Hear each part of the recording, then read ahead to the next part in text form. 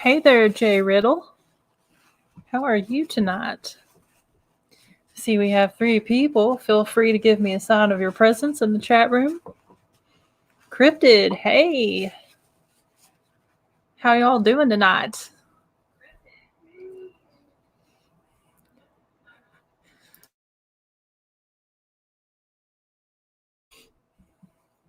What is up, everybody?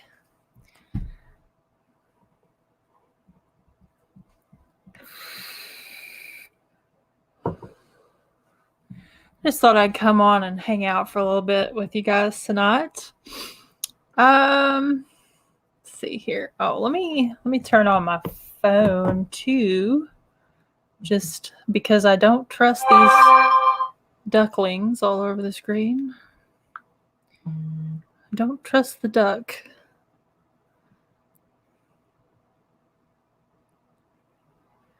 As in, it's probably not going to show me all of my comments. Okay. Bad Wolf, hey. Getting ready for bed. Well, I don't want to keep you up. I'm just pretty much just going to be rambling tonight anyway. You probably won't really miss anything if you need to go. I totally understand.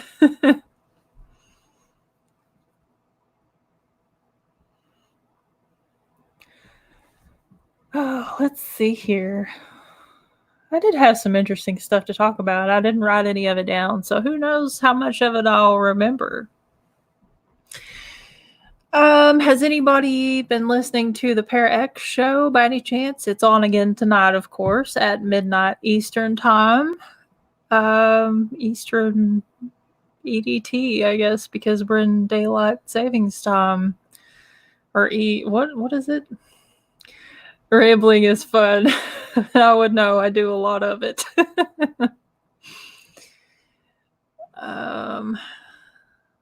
Creepy little book. Hey, good to see you here.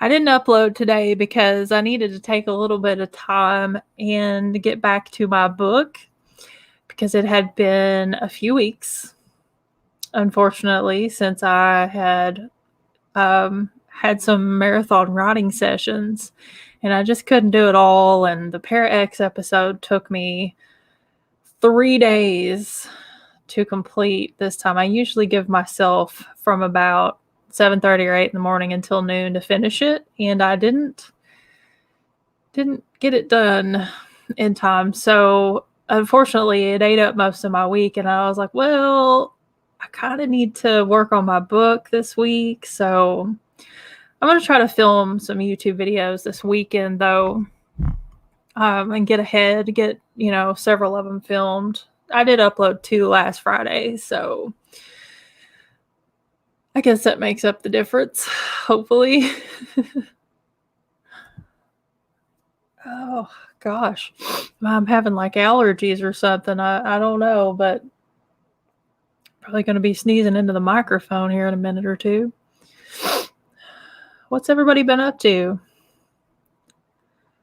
I have been writing and writing and writing, and I'm doing NaNoWriMo this year.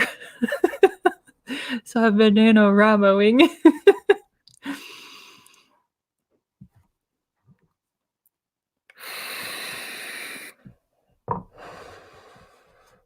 What do you guys think about all these big YouTube changes that are supposed to take place? It's like the end of the world is coming. On the 10th, I think. It's supposed to be some kind of apocalypse on YouTube on the 10th. I just kind of think like, I'm probably going to get deleted from YouTube. Hopefully not. I mean, if for some reason, guys, YouTube does decide to send me to the guillotine, I guess just come over to Facebook and follow me there. And I'll just re-upload all my videos to Facebook. I've actually been thinking about doing that anyway, just because I don't trust YouTube anymore with all their weird rules and changes and things like that. So if I do vanish, that's probably why. Unfortunately.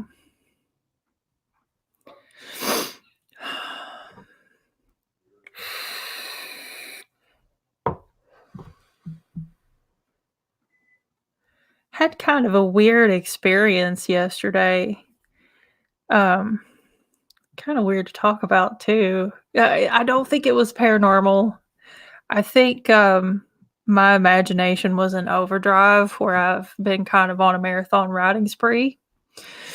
But something really creepy happened to me yesterday. So I spent all day riding, all day.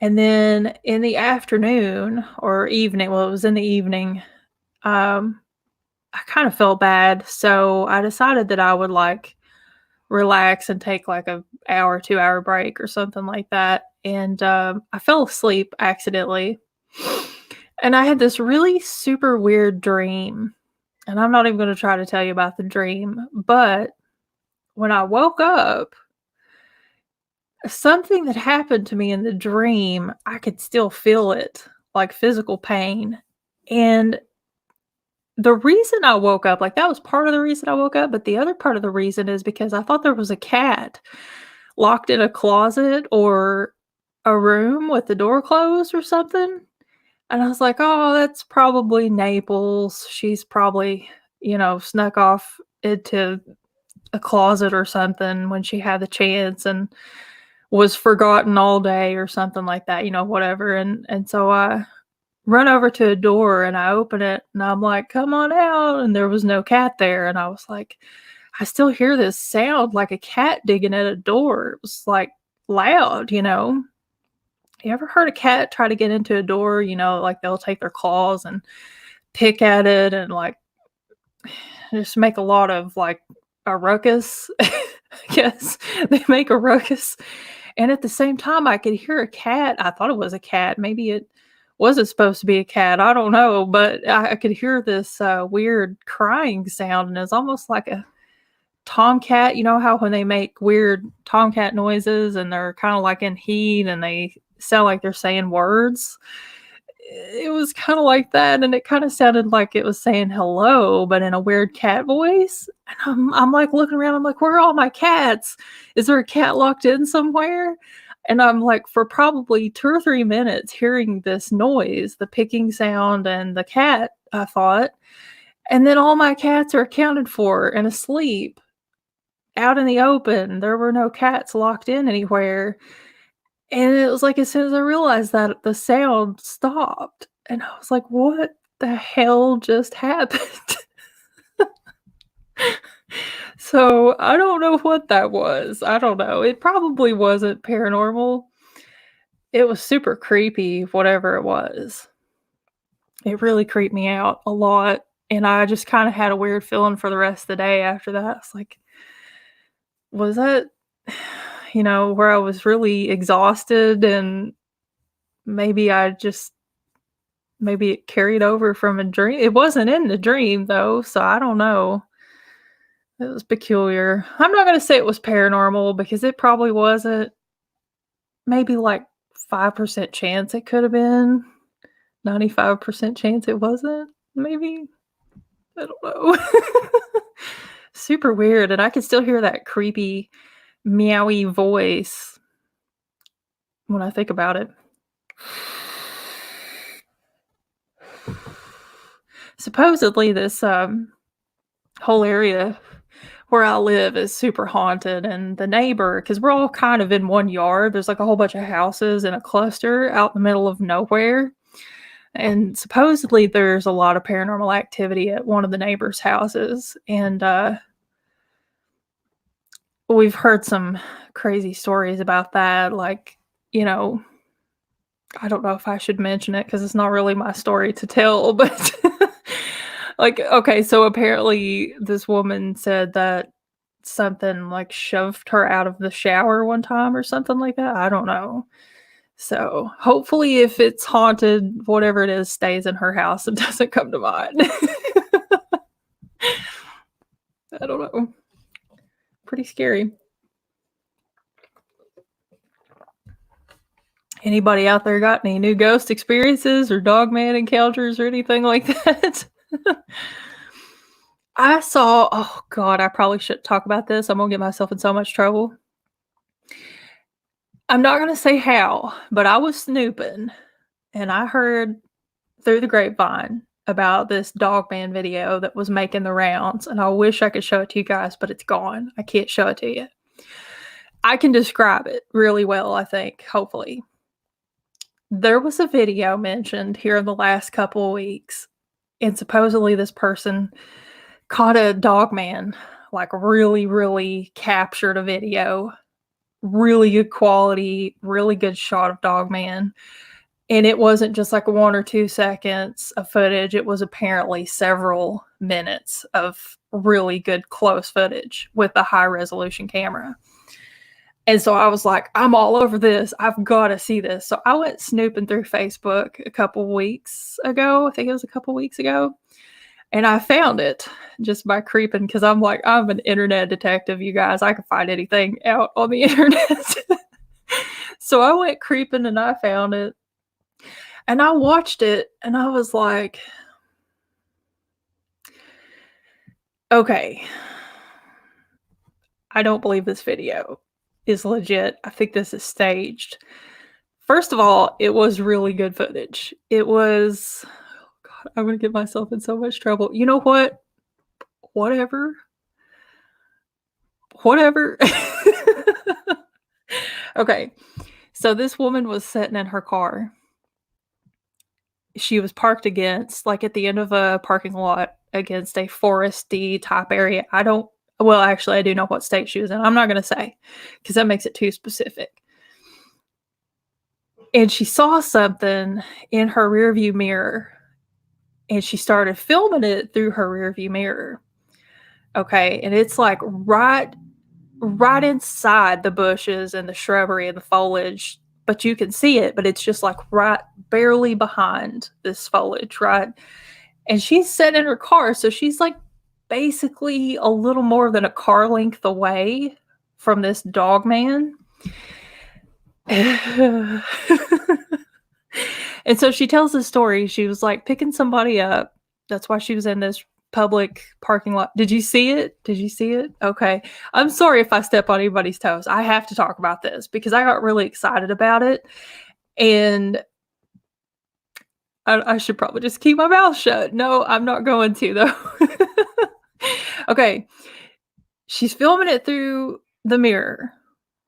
She didn't turn around to film it through the back window. She's filming it through the mirror, which I found incredibly odd, first of all.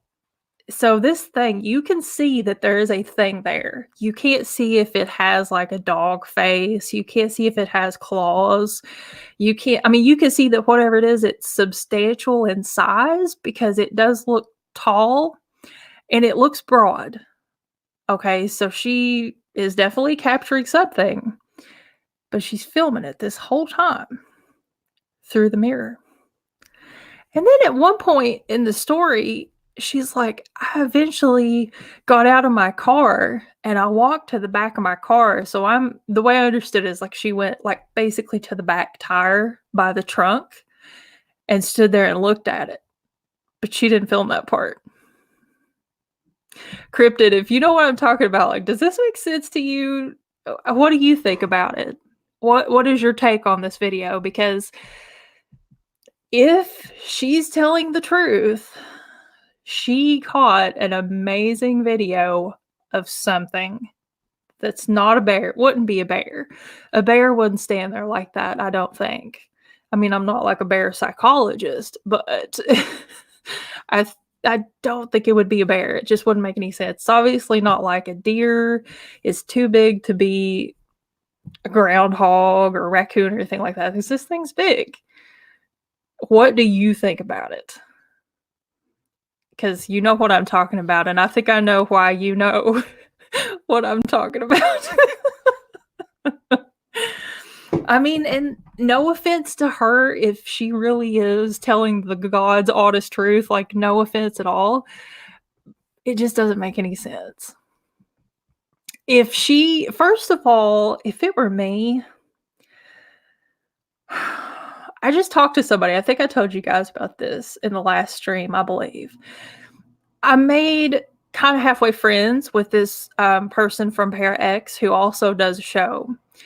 And he and I, a couple weeks ago, I think a day or two before my first episode premiered, we were talking about our Bigfoot sightings. And we were both kind of agreeing, like, you never really stop to think to pull out a camera phone and point it when you see something like this. And usually in this circumstance, when you do see something like that, you don't want to take your eyes off of it. He literally said, you don't want to take your eyes off of it. And I was like, exactly.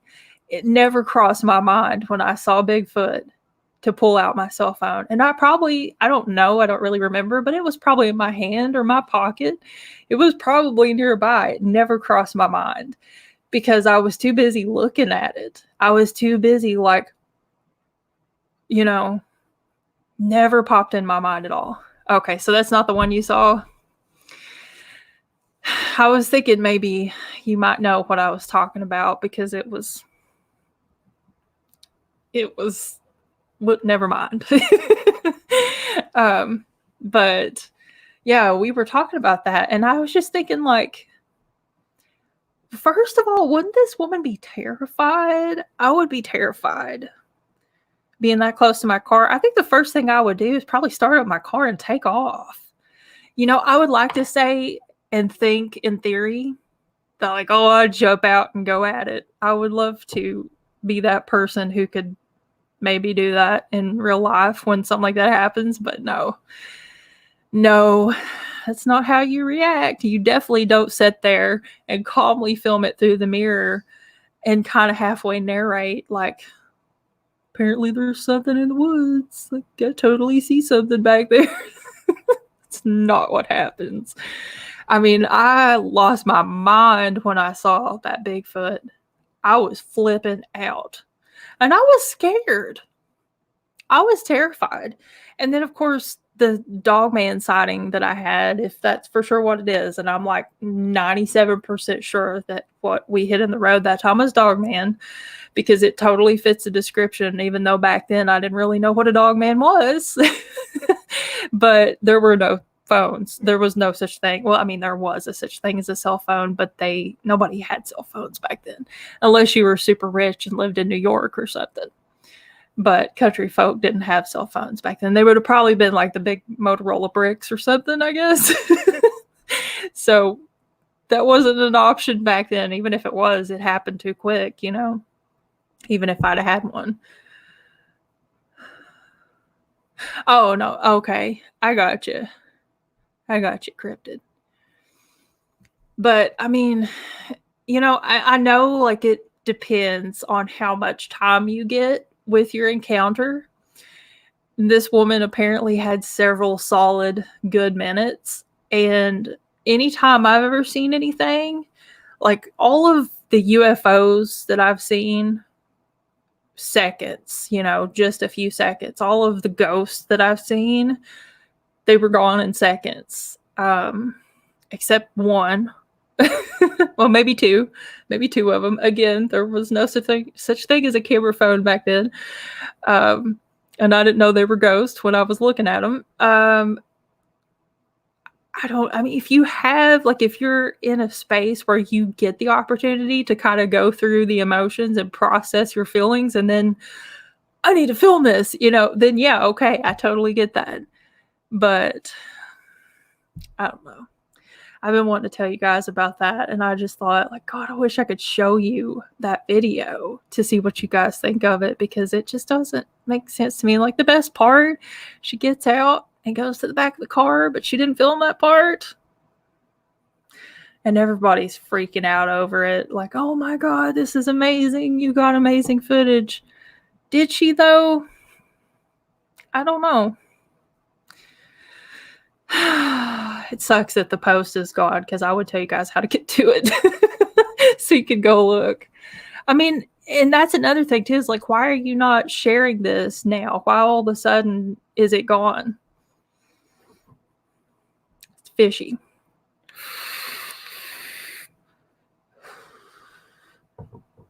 I feel like I don't know.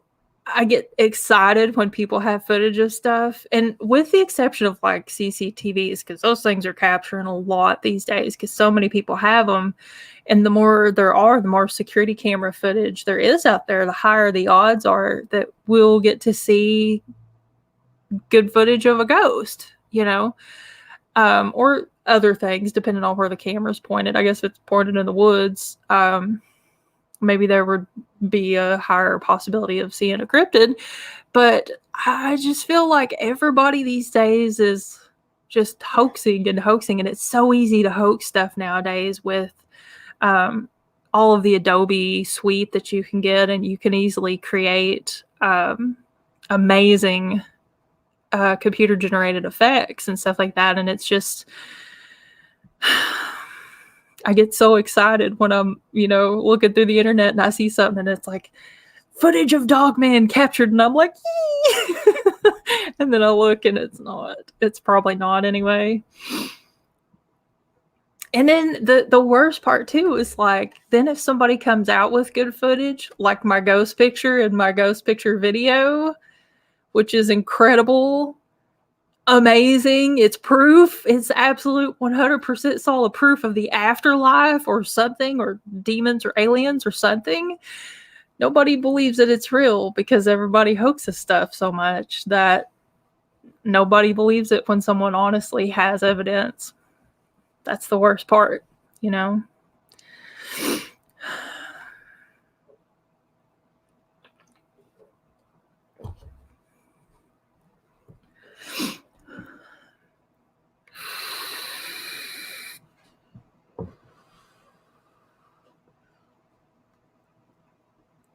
Yeah, exactly, Bad Wolf. And Sock, who is usually in the stream, he may make an appearance here soon. He's as elusive as Bigfoot sometimes. He says all the time, oh, it's just coffee. Cheap gas station coffee, but it's like rocket fuel, and it's the reason I'm here right now. Because otherwise I'd probably be asleep somewhere, honestly.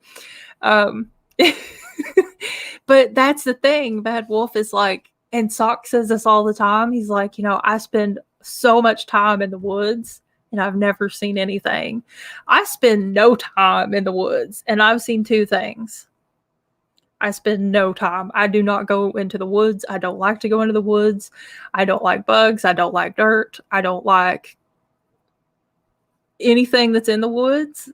And I've had two encounters. So I don't know. It's weird. It's super weird. And somebody said to me the other day, I think it was in the comments or maybe it was in an email, it's like, maybe you have a gift of seeing things. It's like, well, it depends on what you mean. Like, I know I'm not hallucinating all of them, at least, because some other people have seen these things with me. I do have witnesses here and there. And oh God, here's the thing. Let me just sidetrack for a second. So the girl I was with when we hit the dog man, me and her were friends. We were kind of like frenemies actually in high school, but we were friends and we hung out together all the time. And like we went places together all the time and we got in trouble together all the time. Whatever we did, we kind of did it together, I wouldn't say we were really friends, but it looked like we were from the outside, I think, because she was pretty mean. But she was super mean to me all the time. Whatever. I'm a doormat. So, but no, I have thought so many times about messaging her to ask her what she remembers about that night. She would probably just say, I don't remember it at all, because you know how people are. I don't know. Maybe it's just my friends, but like sometimes I've asked people like, hey, you remember that time we did this and that? And they're like, nope. It's like, oh, okay. Well, so I probably shouldn't expect her to remember that night, but I've never forgot it, and it would be cool to ask her. And I am Facebook friends with her. I have no idea why, because the last time we talked was like 9 years ago. We got into a huge fight because she's just a mean person. She's like a really super mean person. And so I just decided, I was like, I tried to be your friend, even though we, fought all the time in high school when we were friends, and you're still a D-bag. So I'm going to stand up for myself for once, and I did, and we haven't talked since. But I wish I had asked her, because there was a brief period of like a couple of months where we tried to be friends again, probably like around 2010, I think.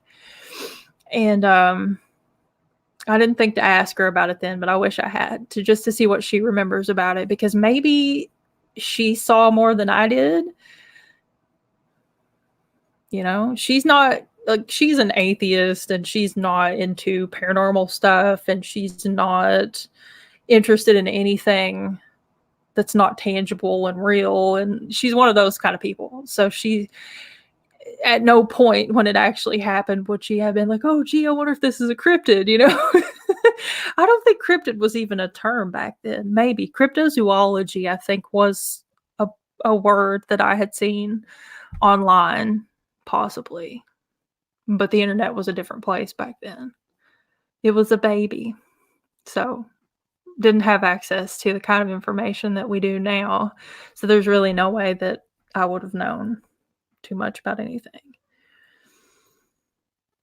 A magnet for spooky stuff? I think I'm just looking for it. I think I just have spent more time looking for it than a lot of people. And this is just such an interesting topic that keeps coming up. It's like, why do some people have more experiences than others? And like even on my first ghost hunting team, one of the founders had never had a paranormal experience.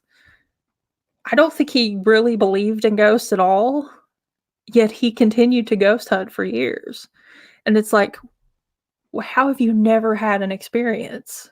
Like, everybody else is having experiences and you're not, really? And he's like, I don't know. I've just never seen a ghost. I've never, outside of maybe a few weird EVPs, he never had any kind of experiences. Like, why do you keep doing it? Because, why not? Maybe probably because his wife was so into it. And his wife, me and her bonded really closely, and I've talked about her a lot on my YouTube channel. She's actually the friend that got pushed down the stairs by the demon. If you guys have seen that video, if you think I've had a lot of experiences, she's had like triple the amount of paranormal experiences that I've had.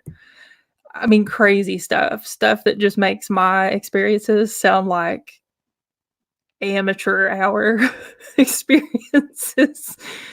I mean, she had some crazy stories, and we really bonded over that. But I haven't talked to her in years. I don't know whatever happened to them. So drift apart, I guess. Go to the area where encounters have happened, and eventually you will see something. Exactly. Yeah, you do have to be prepared for it. And a lot of times, I mean, no matter how much you prepare, sometimes you aren't ready, even if you are, you know? Purposely throw myself into areas of high strangeness, and I've gotten feelings and hints. Yeah. I don't know. Just keep looking, pay attention. I tell my husband that all the time, like, it's like, you're not looking.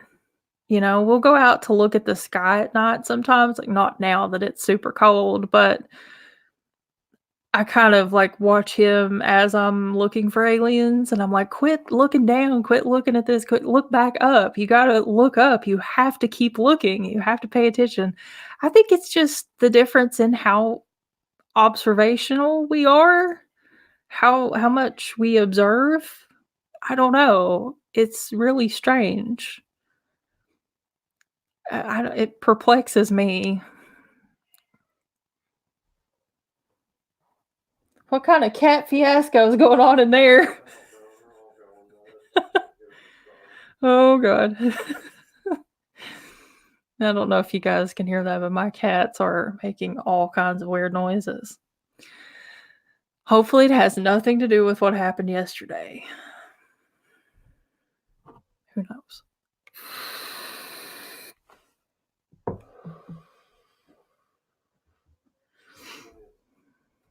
Let's see. Whoops. So, The Pair X show is going pretty good. It's so weird to not be able to do video, though. That's kind of throwing me off. And I'll tell you another thing.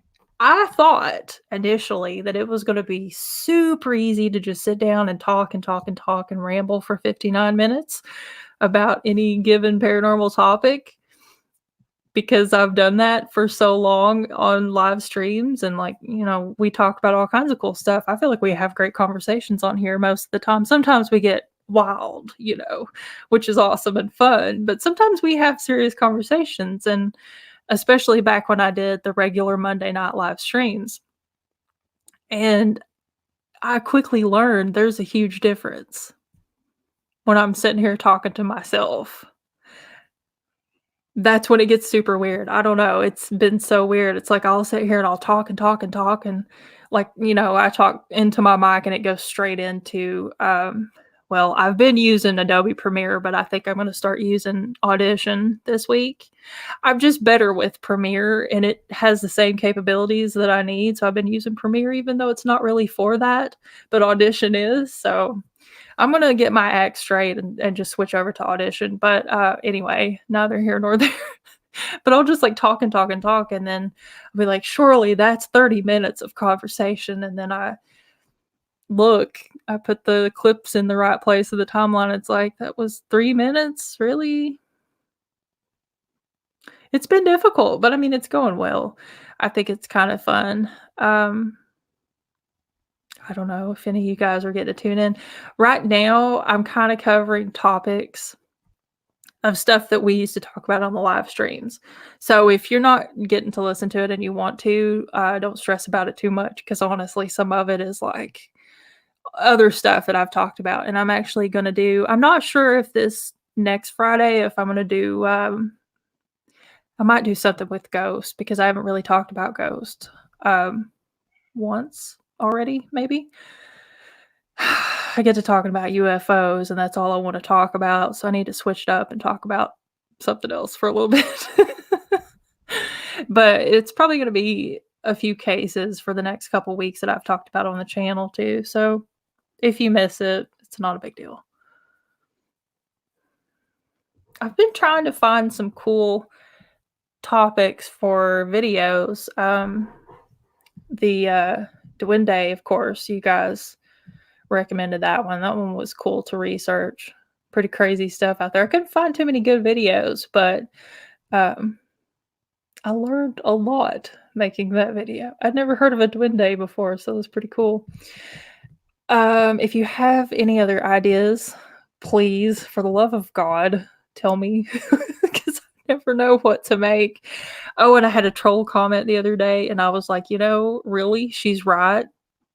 Some woman commented on, I think it was my what was it called? The Dogman picture.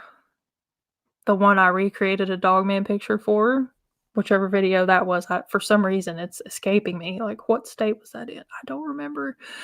Anyway, she commented on it. She's like, "You're rehashing this old crap. That's all you ever do is talk about old stuff that nobody cares about," or something like that. And I was like, she's not wrong. I do talk about old cases.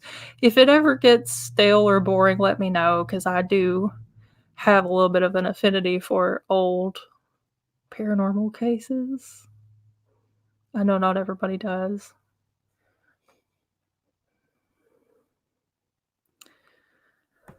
Let's see.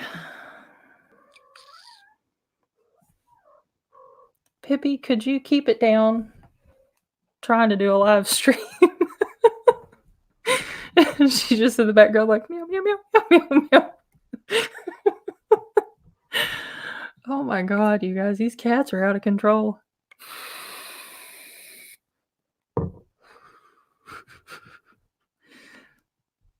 Let's see. There was some stuff I was going to tell you about. Oops.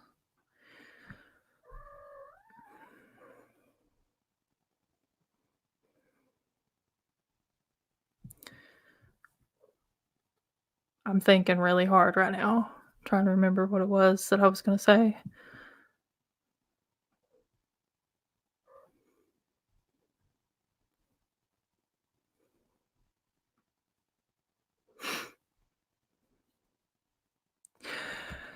So, I saw somebody have a meltdown on YouTube this morning.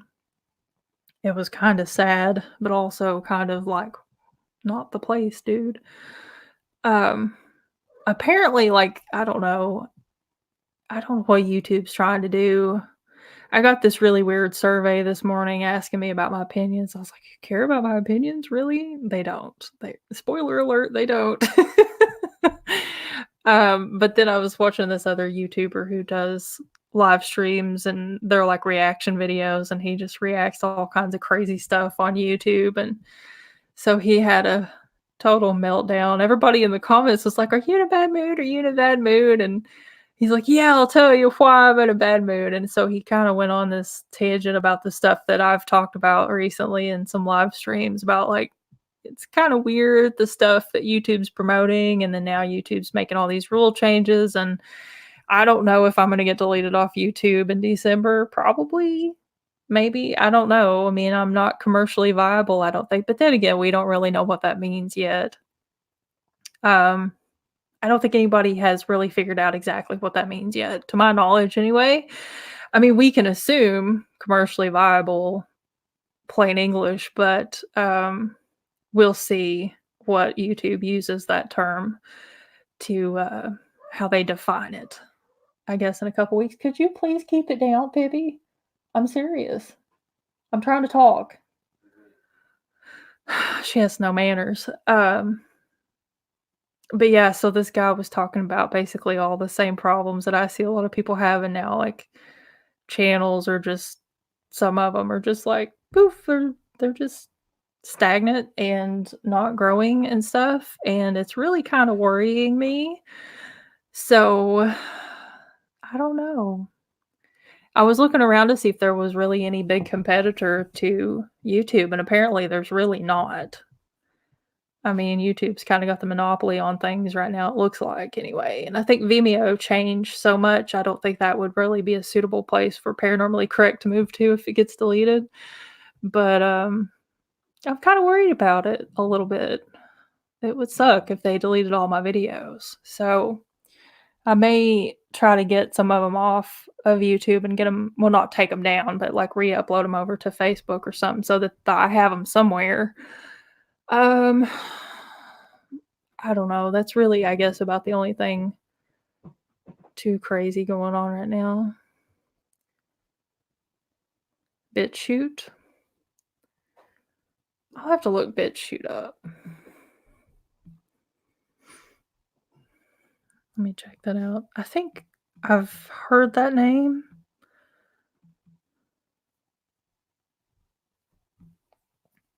Yeah, it's crazy that nobody's trying to compete. It's like nobody's really even trying.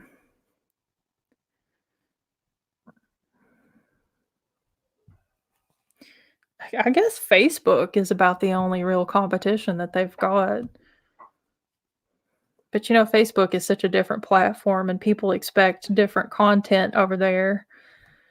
Um, Everybody on Facebook wants like 10-second videos of cats wearing hats, and which I'm not mad at that. I love cats wearing hats, but, they're not interested in 10-minute paranormal videos. But then again, I mean, some of my videos that I've cross-posted over there have done probably better than they did on YouTube. So maybe Facebook and old Zuckerberger is the future of Paranormally Correct. Possibly.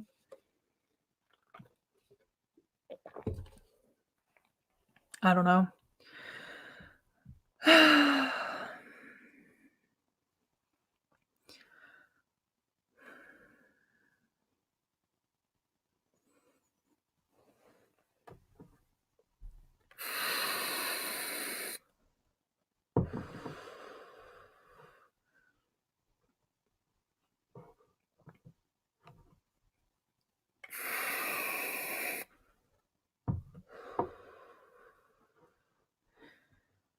So, I know Fridays are always such a bad time to stream because everybody's busy and stuff. I just keep doing it. It just works out. Fridays just work out better for me. I hate that, but Used to, when I did Monday night live streams, everybody be like, "Can you live stream on Friday?" And I'd be like, "I don't know if I can do it." And then now here I am, and you guys are all asleep. At least I've lulled you off to sleep, so there's that.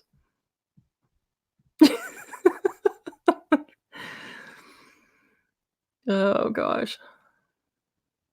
I could have a meltdown. That's interesting. That would get me some attention on YouTube, maybe. Creators.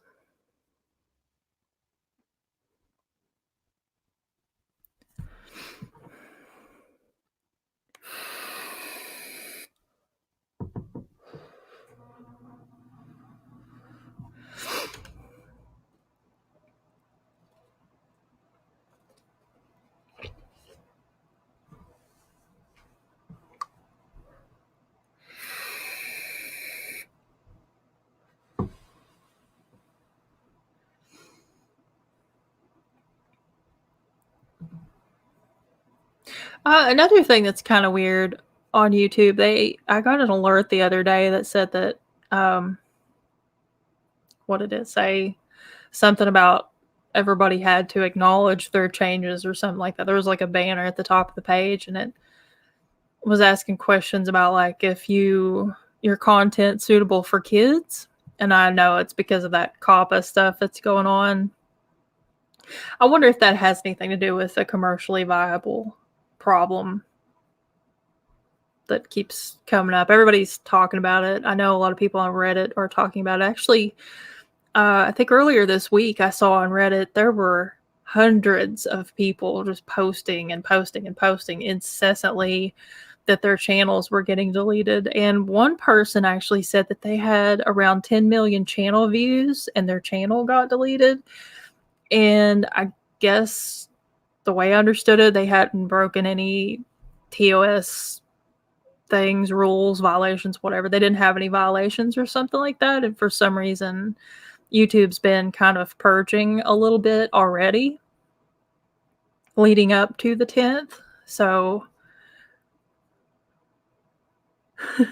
hey, Brian. I don't know what's going on with it, though. I mean, it's kind of worrisome. We're just kind of rambling a little bit, not really talking about anything too specific. And hello, by the way, Dale. Welcome. Told kind of a weird story about yesterday. I had something kind of weird happen to me yesterday. We talked about that. And now we're just rambling. Talked about Dogman conspiracies.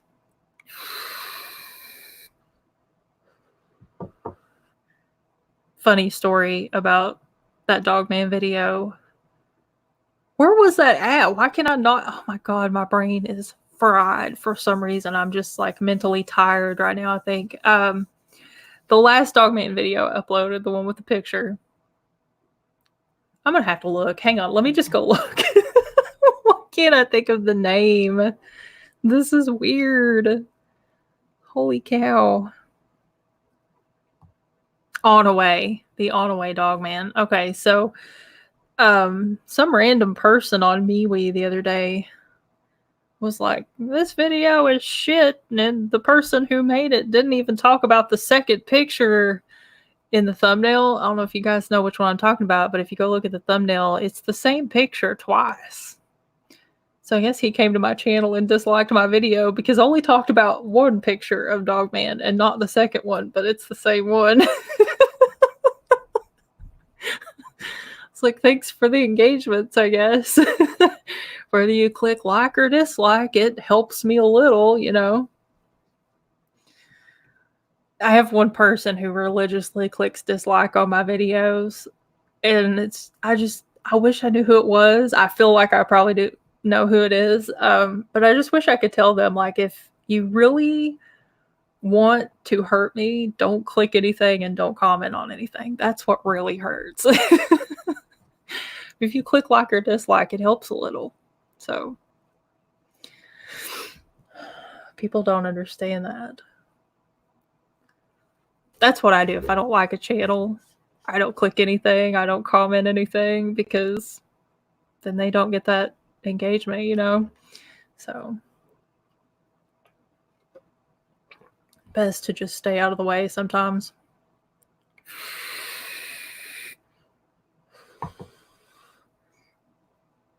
I heard that there was a dogman sighting somewhere about a week or so ago in Kentucky. Let me see if I can Google that. I forgot to look it up.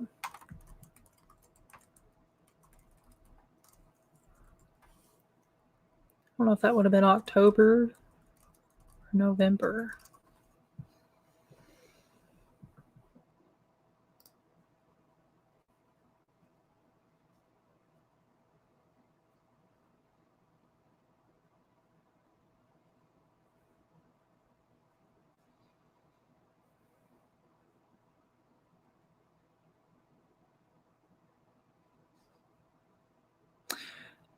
Oh, okay.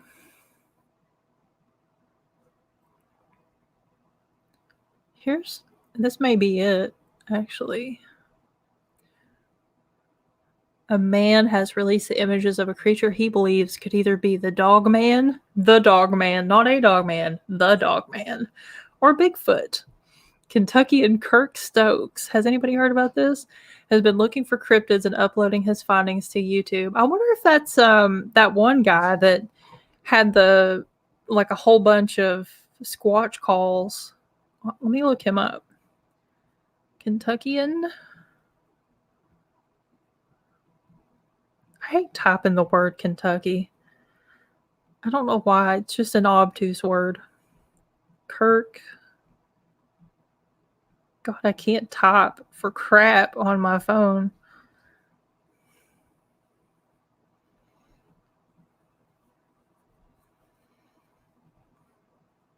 Okay, yeah, I'm not familiar with this guy.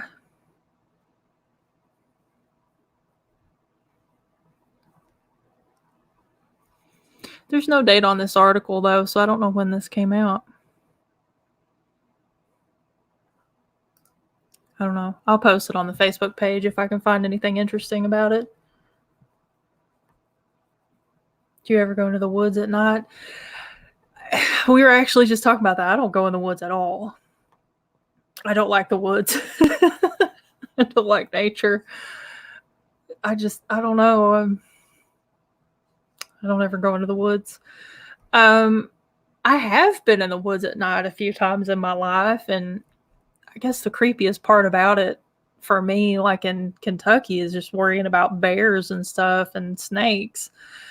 Every channel has a little handful of angry dorks. I know, they totally do. And it's weird. It's like, you guys, don't you know that if you click something or you comment anything, even if it's a mean comment, it helps this channel grow? Because the more likes and dislikes and comments you get, the more YouTube will promote your videos. So if you really want to hurt somebody on YouTube, don't click anything. I don't know. It's funny.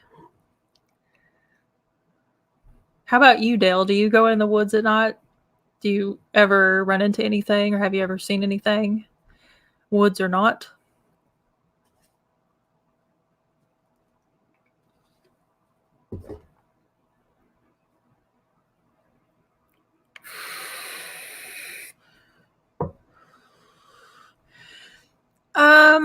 Yeah, first of all, I don't blame you for not using Facebook. I know a lot of people who watch my channel don't use Facebook because I think at heart we're all conspiracy theorists.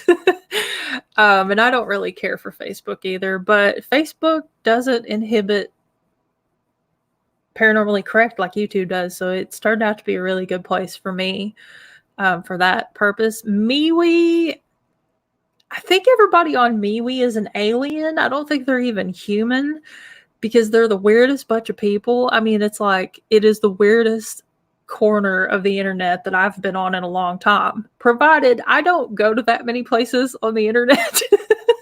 Mostly like thesaurus.com and YouTube. So I don't really hang out in weird places, but they're weird. I've had a MeWe account since early 2017. Like, nobody was on there. Nobody. And then now it seems like there's kind of an influx of people leaving Facebook and migrating to MeWe, but they're all really strange people. Yeah. Yeah, definitely. Yeah, it's a probably better idea to be armed, yeah.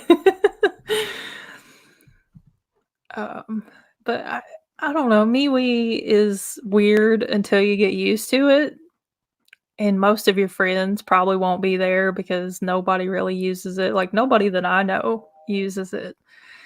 A few people from the channel, like, we're MeWe friends, but I don't think they even really get on very often themselves. Um, I do post some of the same stuff. I was there for a while, I was posting trying to post frequently, for the people who didn't wanna use Facebook. I thought, well, like, I could cross post stuff here, but there's just not enough activity there to really justify posting. And now I'm friends with a whole bunch of weird people I don't know, and they keep leaving trolly comments on my post, and so I've just been off MeWe altogether for a few days now. I don't know.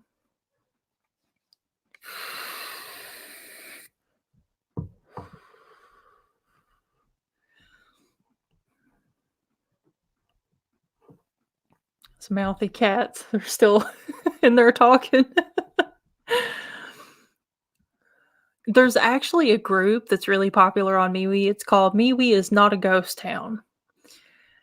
I mean, it totally is a ghost town, and it's a lot of, like it kinda went the way of Yahoo Chat.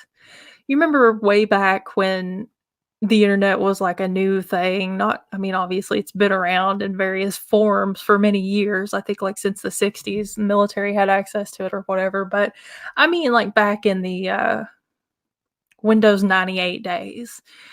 And I don't know about you guys, but I remember the first time I got on Yahoo Chat, I was like, "Oh my god, this is amazing." I think I was, like, 16, 17, something like that, and it was just such a new, cool thing, and it was so awesome, and I wanna spend all my time there, except we had dial-up, and it was limited. You could only use so many hours of it, or, like, so many I think it was timed, actually. I don't think it was based on, the data. I think it was based on time. So I had to space out my hours to this is, like, the place I wanted to be, though, is, like, on Yahoo Chat. Because it was just mind-boggling amazing, like, "Oh my god, these are real people, I can talk to people on the internet? This is insane." And, yeah, it was crazy. The internet was so much better back then, and it was so sparse in a way, but, I mean, it not really consolidated into categories like it is now. It was just a free-for-all, and and Yahoo Chat was super cool for a while, and then all of these perverts took over, and then it was just, like, debauchery. It was a debaucherous free-for-all. So it went from being a fun, cool, interesting place, an interesting experience, to being a den of iniquity, for lack of a better phrase. Free AOL disk, oh my god. Yeah.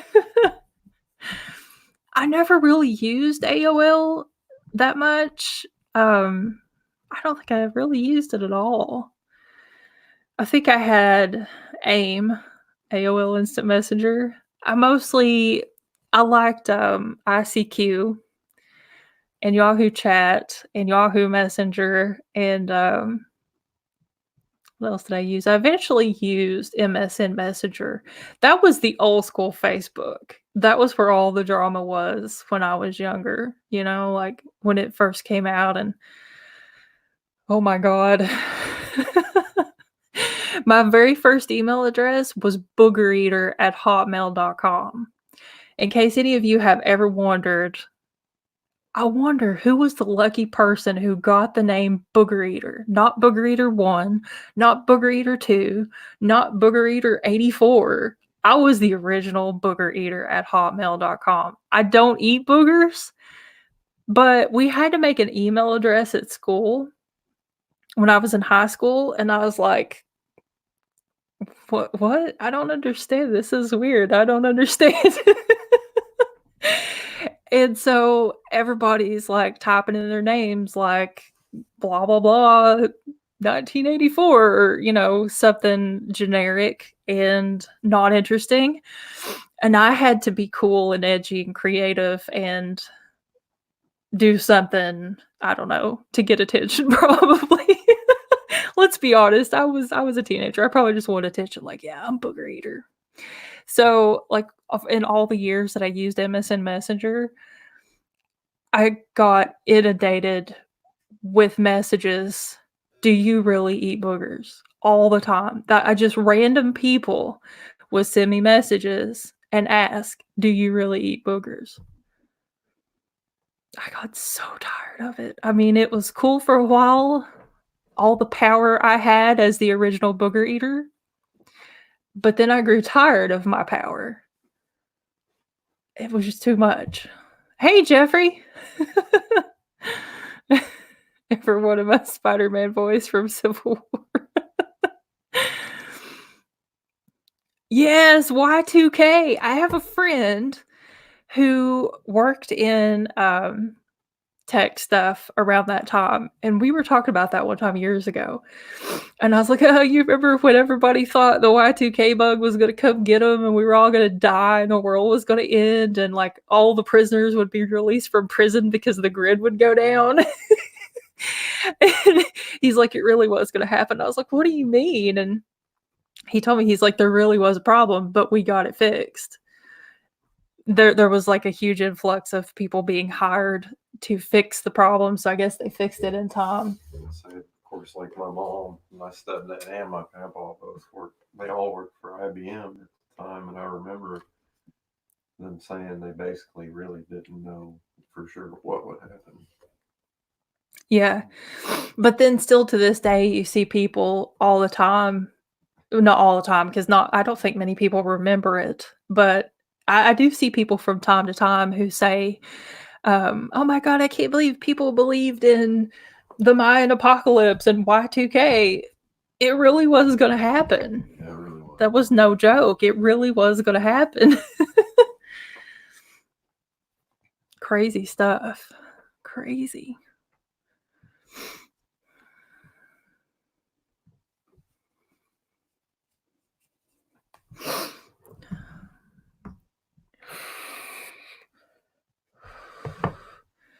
Yeah, Brian, I totally agree though. It was amazing when you come from a small town and like, yeah, I'm sure it was really cool to people who weren't, but I totally relate to what you said a little bit ago. Backwoods country kid, yep. That would be me too. The dial-up modems were the best. I love that little song they play. Do do do.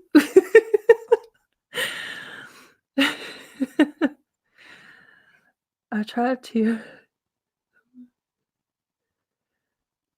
Oh. That is so sweet, Jeffrey. Can I put that on the screen? Let me put that. I'm sorry if you.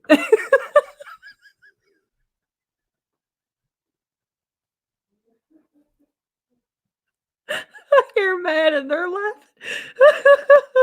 That's the best thing anybody's ever said to me.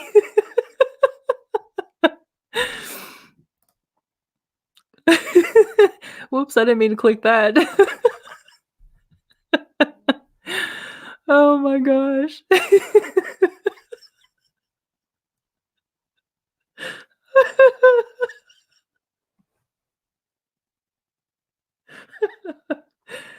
Oh, Jeffrey, have I told you lately that you're awesome?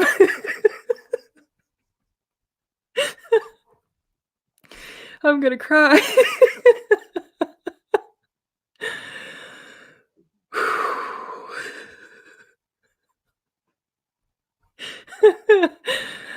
Oh, sweet Jesus.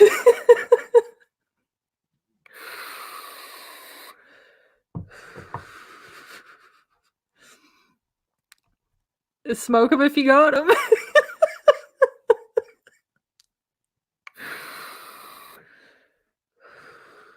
Just don't smoke it through a vape. Don't do it. Got too much of that going on right now.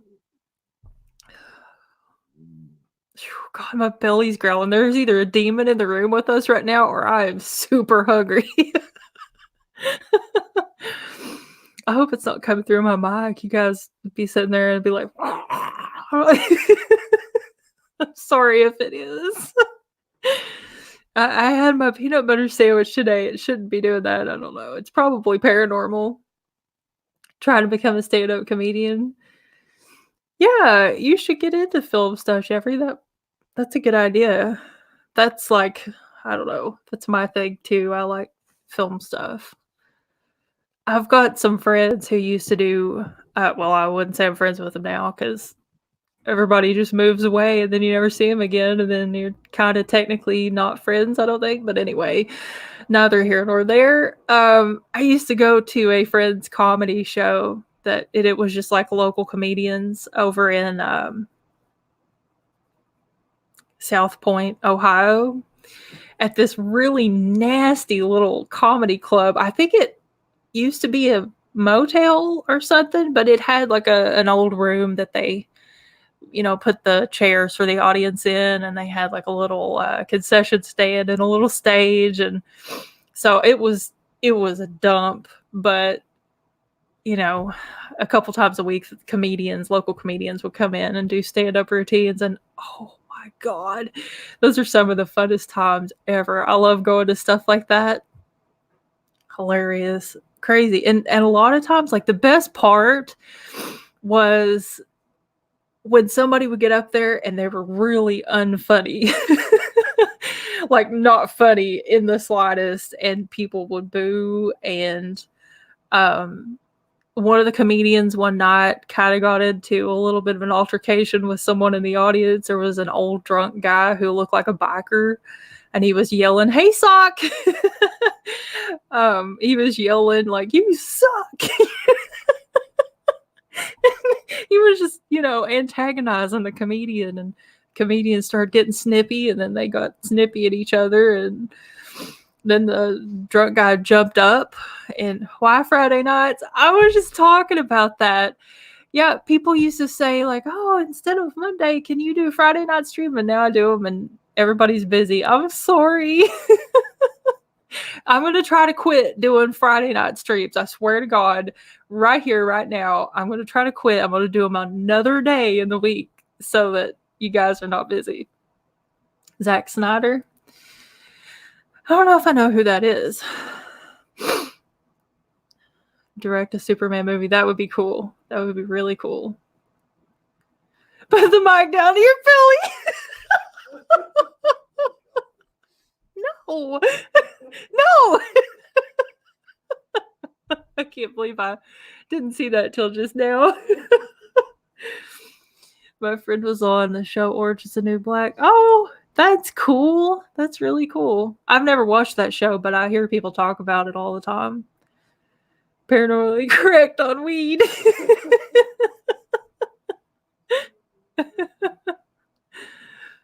Oh my gosh.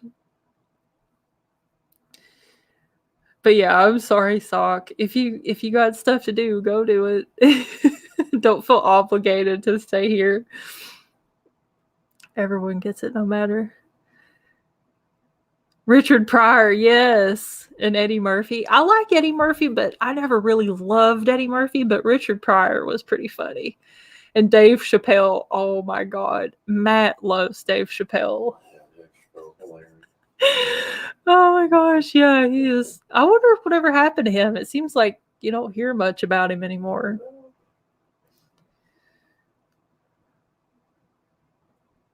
I'm gonna have to look up some old Richard Pryor videos now on YouTube, now that I'm thinking about it.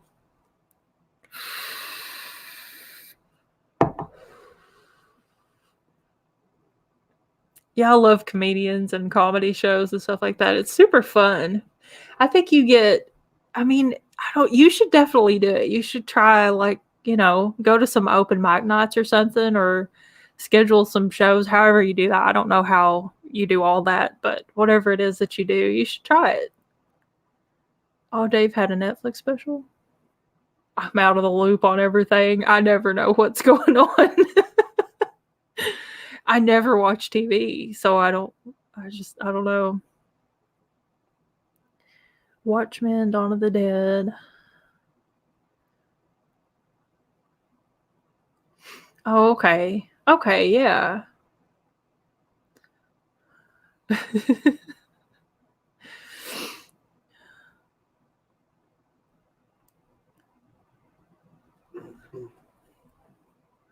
George Carlin.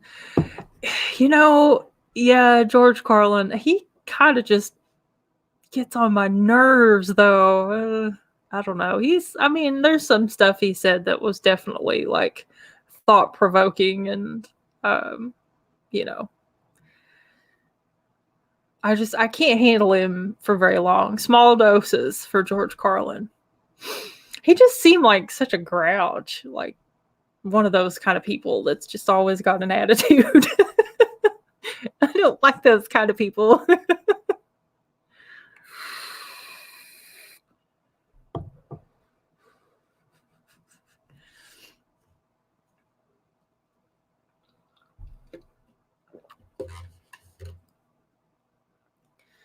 I know, that's what everybody says.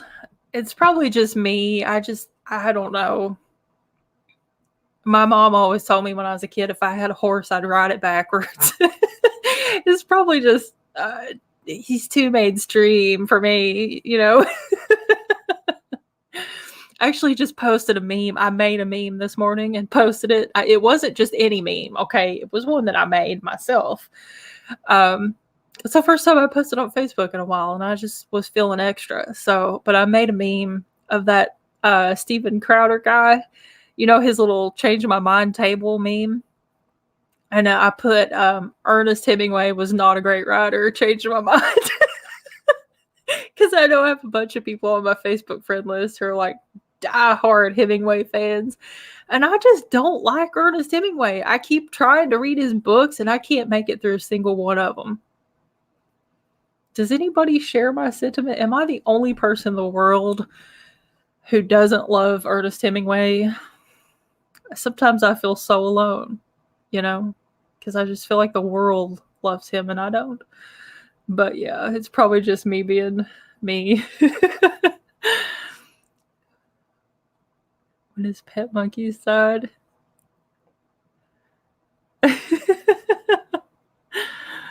So somebody agrees with me. At least one person agrees. Back in the scare zone. Oh, that reminds me. That McAmey Manor. Did you guys see? All right, Sock. Have a good time. Did you guys see the documentary on Netflix called Haunters? Like Haunting Haunters. I tried to watch part of it a few days ago, and I just got like really tired of watching it after a while, so I didn't watch the whole thing. But it was about people who basically do scary houses professionally. So or what are they called? Haunted houses, I guess. I think that's really an understatement, though, to just say haunted houses, because it's more like houses of terror. But yeah, I don't know. It's kind of an interesting documentary. I don't know if it's the same house, like one of the houses that they profile, because they did a couple of different places, I think, and they talked to different various people who are in that profession. But I thought briefly that one of them had something to do with that ghost tour article that I found and posted on Facebook a couple weeks ago when I was doing the live stream, the last one. Yes, there is a midnight show tonight, Maximilian, on Pair X, of course. I'm just on here rambling for shiggles basically right now, but yeah, it'll be on. I'm actually talking about ultra terrestrials tonight. I think this one is going to be like a super cool episode. Hopefully it's not too boring. I know I have a tendency to kind of bore people. I'm sorry. I don't know. But I think it's pretty good. Hopefully you like it too if you listen to it. I was thinking that McAmey Manor, I think I'm saying that right, was the same one that has the 40-page waiver, but maybe it's not the same one. I'm just really confused about it. But in the documentary, if it is the same one, it didn't look that bad. Well, I mean, it looked bad, but not as bad as the article about the other place. And I don't think it's the same place because the one with the article, they said is actually a ghost tour where you travel across like 3 or 4 states and they physically do things to you. I can't say it on YouTube because, YouTube, I can't get away with saying things on YouTube like other people. But they do physical things to you. We'll leave it at that. But it's gruesome. It's like you could cease to exist. But the one in the documentary, I think, just traumatizes people. I don't know why anybody'd want to do that, but it's kind of an interesting documentary. You all might be interested in it. The goblins, I told you. Yeah. Jeffrey, Ultra Terrestrials actually did a live stream on that in 2017. I think.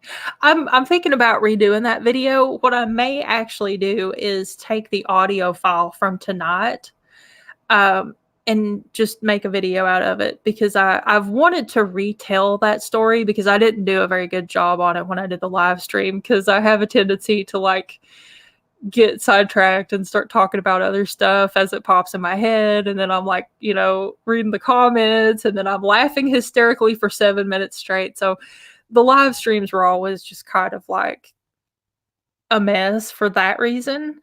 And I always wanted to redo that ultra terrestrial story because it's super cool, super interesting story. An ultra terrestrial, there's conflicting opinions on what they are. I personally think that they're probably aliens who've inhabited Earth. That's my personal perspective on it. I don't know. Some people say that they're actually from Earth. They originated here and they've been here longer than us. I don't know. It really depends on who you ask. But I talk about that. They could be from outer space. They could be from other dimensions. That's actually one of the theories, is that they are from a different plane of existence. I think that they're aliens who just came to live here. And if you guys ever saw, I did a video in 2016 on the Friendship UFO case, which was also a super cool UFO case. That video, I think, is called The Connection Between Ghosts and Aliens. And I can't believe that I actually remember the title of one of my videos, especially from that long ago. But if you haven't seen that video, you should watch it because that's a really cool case. And I think, personally, those were ultra terrestrials. If that story is true, I believe that's what they were. See, did I miss any comments? So yeah, definitely should be on Pair X tonight unless for some reason they don't put me on by accident. Otherwise, yeah, my show will be on.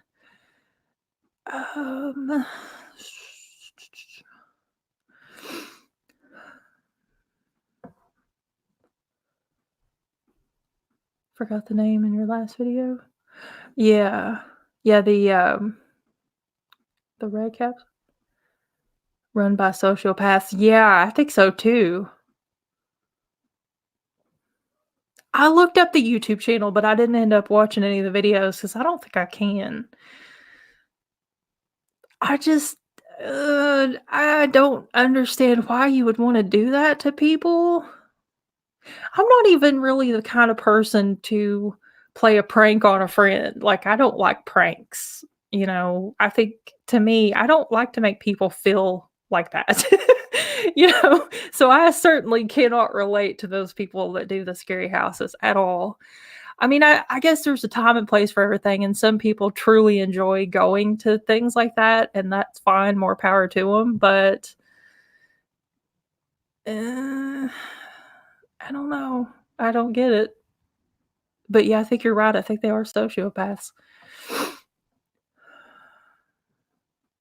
I mean, I think it's one thing to like do a scary house and have jump scares and like, ooh, creepy masks and like, wow, those are really good effects. And that's really good costume. It's very scary. But then that versus, is this person actually going to come at me with a chainsaw, and are they really going to stop? Or are they That's weird. I feel like it's, honestly, I think people who know they can't legally get away with doing awful things, and that's how they kind of reroute their urges. You know what I mean? Trying to use words that are not YouTube inappropriate. But to me, that's what it kinda seems like. It's like, okay, these are the kind of people who probably have urges to go out and do awful stuff, but somehow they've tamed their desires and they just find other outlets for it.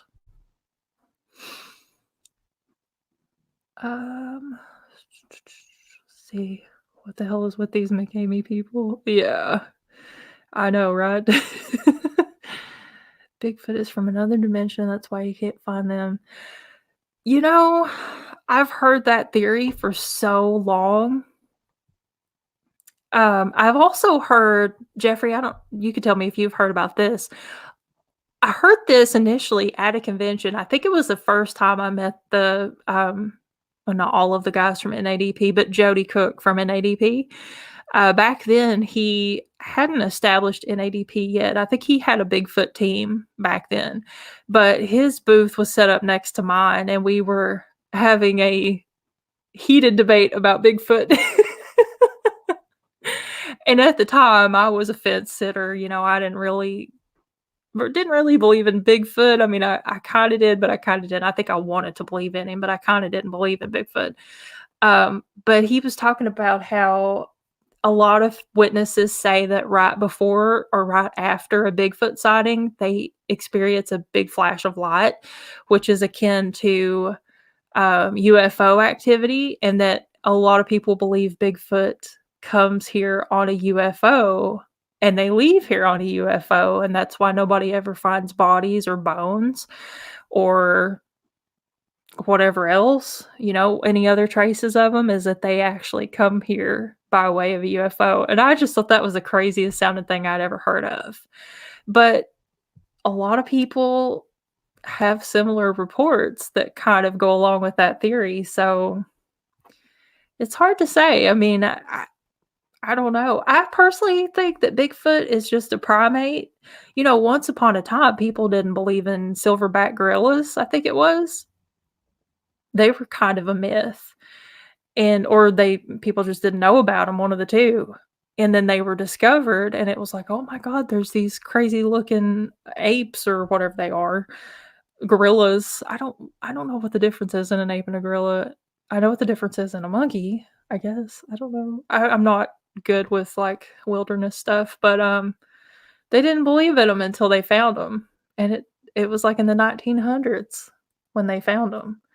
So, surely to God, it's possible that there are plenty of species of creatures that haven't been found yet, and I think a lot of them probably are in water. There's probably, like, a wider variety of undiscovered species in the ocean, because we know nothing about the ocean. Unless there's some stuff in space, there could be creatures in space. I personally think there probably is. But yeah, that's a popular belief. Um, a forest spirit. Yeah. Yeah, and there are people who have witness reports that kinda support that theory. I think it's really interesting. I mean, I don't know that I really believe that, but I mean, anything's possible, I guess. Dogmen have been here since Saint Christopher. Yeah, I think it was in that, interview I did with Adam from NADP a few months back. I think he was talking about that, I believe, or maybe it was in another stream with Jody or something, I don't remember, but yeah, there's that really interesting story about the saint who was apparently a werewolf. And I think that's really super suspicious. I know they have their explanations and stuff for it, but, what if he really was a dog man or something? I don't know. Ultra mega terrestrial. I've been watching Power Rangers lately, reliving my childhood. Or I was not really a child when I watched the Power Rangers. Don't judge me, okay? The Power Rangers were cool in the 90s, whether you were a kid or not. But that makes me think of like the Megazord, Ultra Megazord terrestrial. Our powers combine. um, just like Transformers. Oh, you mean okay. I'm still thinking of Megazords, Transformers. More than meets the eye. Some of these creatures are helping the government. I definitely think that the government's in cahoots with aliens, and I think they have been for a super long time. I've always believed that.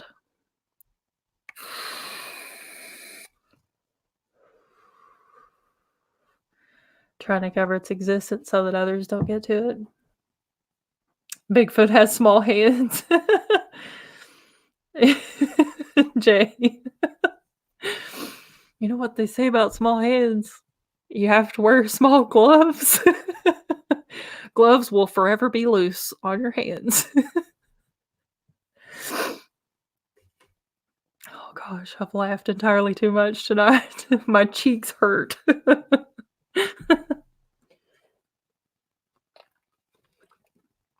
Just about drowned myself in coffee.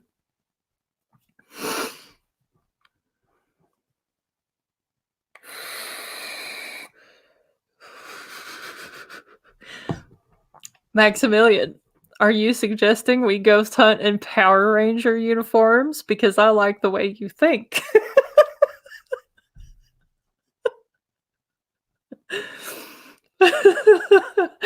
Oh boy. I don't know. I don't know if they would mind or if. Oh, hello, JG. Welcome. Thank you for coming. I don't know what they would think about that, actually. I would like to think that they would have some opinion on it, but ghosts always just seem so sad. They don't care about anything except their own sadness. I'm sad.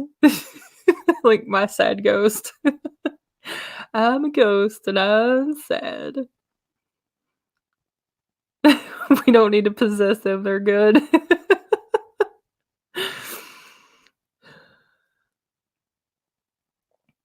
Now, if we go in Ghostbuster suits with proton packs, then they might have an opinion about that. How cool would that be, though? Like back in the big days of ghost hunting, when ghost hunting was in its prime, like we're a paranormal team and we dress as Power Rangers on investigations. But there kind of was an unwritten rule for how you had to look as a ghost hunter. And me and some of the people I ghost hunted with, we used to make fun of these people all the time because they'd always have, for some reason, they always seemed to shave their heads and they were super shiny and they'd always wear a lot of black and like really black sunglasses and they'd make mean faces and cross their arms in all their pictures so that they look like bouncers for a nightclub. Like, where in the rule book does it say you have to look like this to hunt for ghosts? I don't know. On here, talking to my brother. Oh, it moved. No, I haven't met any Power Rangers, unfortunately. Can ghosts be confused by humor? I think ghosts can be humorous. I think they can be funny. I mean, I've seen a few things on investigations where it kind of seemed like they were being funny. Always in a condescending manner, though. Very condescending. The Green Ranger Tommy was the best. He's still a Power Ranger? Like on a show or maybe just conventions or something? Yeah, it's so weird. I've been watching that show on Netflix and it's just not as good as I thought it was when I was younger. Like when it first came out. I mean, oh my god, I thought that was the coolest show ever. Probably like right next to Miami Vice. I don't know. I was a big Miami Vice fan when I was a kid, but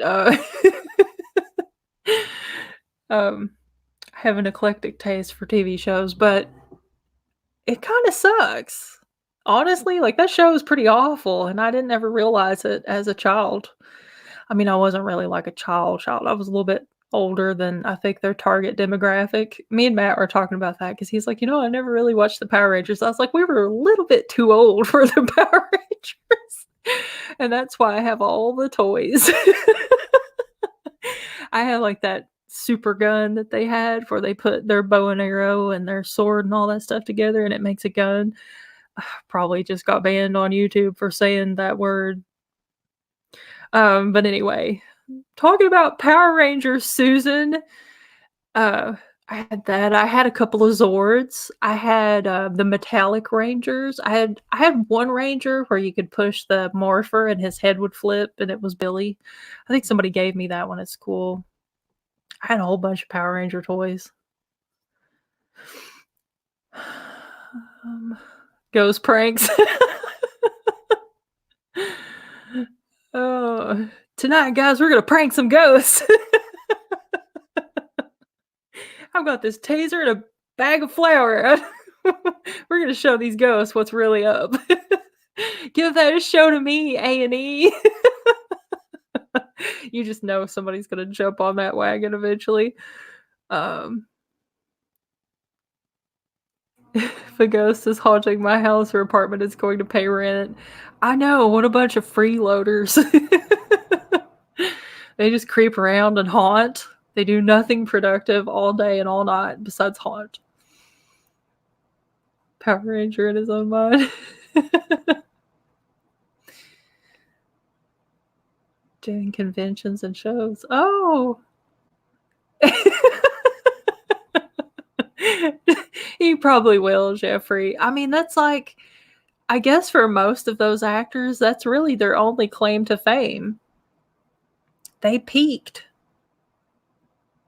really early. I mean, it sucks when that happens, honestly. I can't imagine being an actor and being that successful because, at the height of their fame, they were wildly, wildly successful. I mean, crazy successful. And then after that, it's like nobody cares about them anymore. I mean, can you imagine how awful that would be? And I've met a lot of people who can't let go of their one thing. Like, if you guys ever saw the very first, which most of you probably have, the very first Jason movie, Friday the 13th, the one where his mom is, can't say that word on YouTube probably. Don't want to get kicked off before December 10th.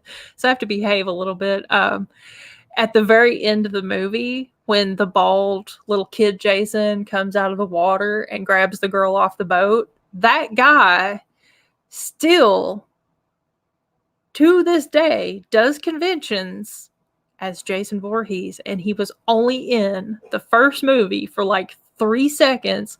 And I'm sorry, Ari, if you're watching this at any point now or in the future, I am not shit talking you. I'm just saying it's a bit much. It's time to move on. He even has a band called First Jason, and I've met him like a dozen times, and he is a super weird dude.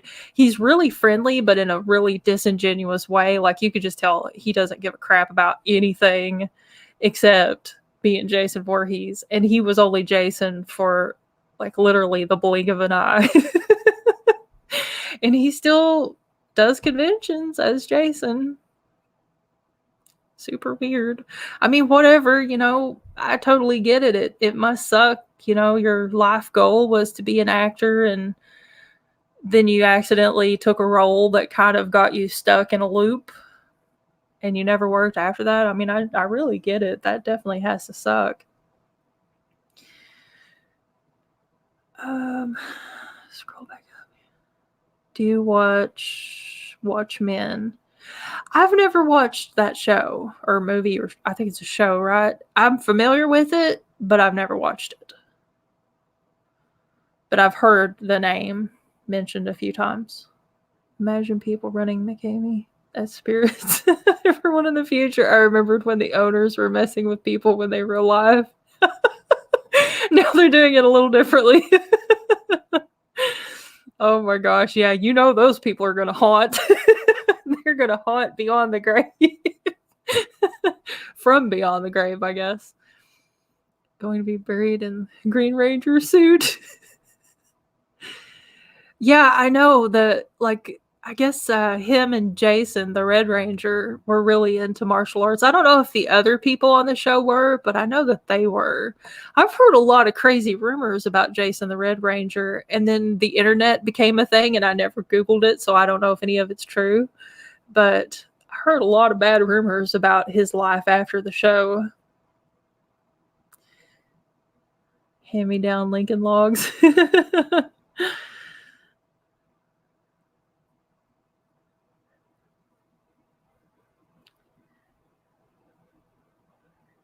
MMA. I've always wanted to do MMA. I probably couldn't, but in theory, it sounds like something I'd like to do. I always just wanted to learn MMA moves, and like do it. I could tell my friends, like, I can't hang out with you this weekend. I'm doing MMA at the gym, at the MMA gym. I'm just not that interesting. My brother told me one time, he's like, you know what you should do? You should put a kayak on top of your SUV. And I was like, why? I don't kayak. He's like, you'll look more interesting.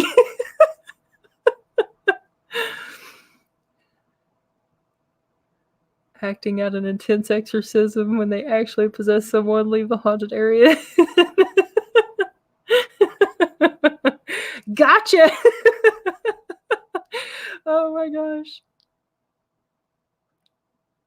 Does he have a YouTube channel, the Green Ranger? Because if he does, I'm subscribing. I just want to see him, like, what is he, like, probably 40 something now? Probably not too far from my age. Like, hey kids, it's Tommy, the Green Ranger. I just want to tell you to eat your vegetables and be nice to your parents or whatever. You remember back in the long time ago when the world was a better place, how your favorite TV show character would do a little PSA sometimes in the commercial break, like, hey guys, it's Tommy from the Power Rangers. I don't know what I'm talking about. Never mind. I'm going to digress.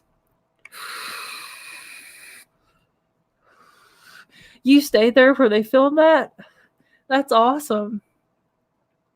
I would love to go there. I'm a huge Jason Voorhees fan. Have you guys ever seen the picture of me with Jason and Freddie? Oh my God. Greatest day of my life.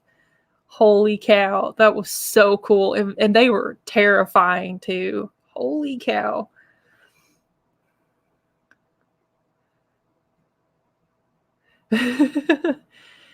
He wasn't even the Jason people know. Right, Kane Hodder. To me, when I think of Jason Voorhees, it's Kane Hodder. And I don't know, there was a documentary about him on Amazon Prime back in the early summer, and I didn't get to watch it all, and I think they took it off. Every time I'm watching something, they take it off before I can finish it, whether it's a movie, documentary, TV show, whatever, they take it off. And so I didn't get to finish it. But he had like a really hard life growing up. And I just think he's so super cool. And I never got to meet him. He was at some conventions when I used to go to conventions all the time.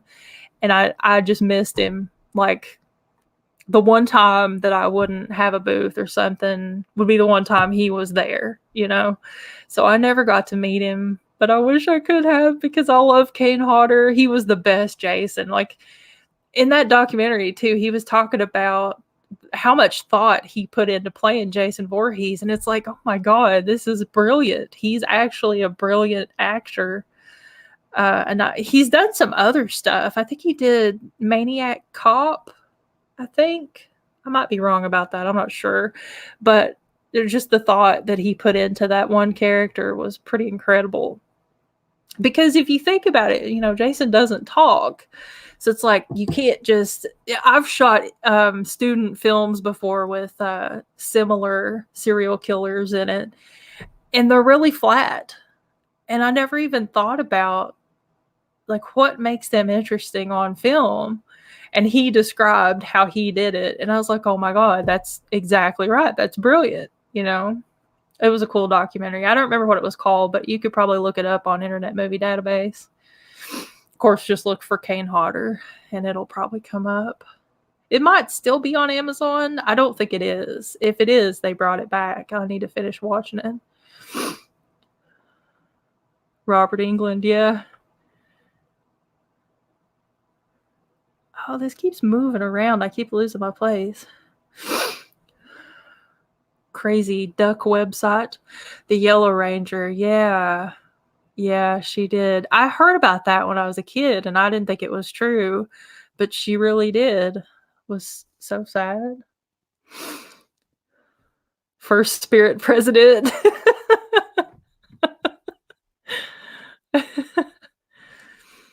Saber-toothed tiger. Yeah, Trini.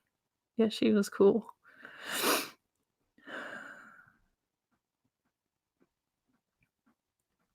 Wonder if a ghost can possess a ghost. Be possessed by another ghost. So it's like the Russian nesting doll version of ghosts. We'll have to ask them sometime. Get out a Ouija board. I have a question. If you're a ghost, can you possess another ghost who could then in turn possess even more ghosts? That would be funny. I'm sure they can. I mean, why not?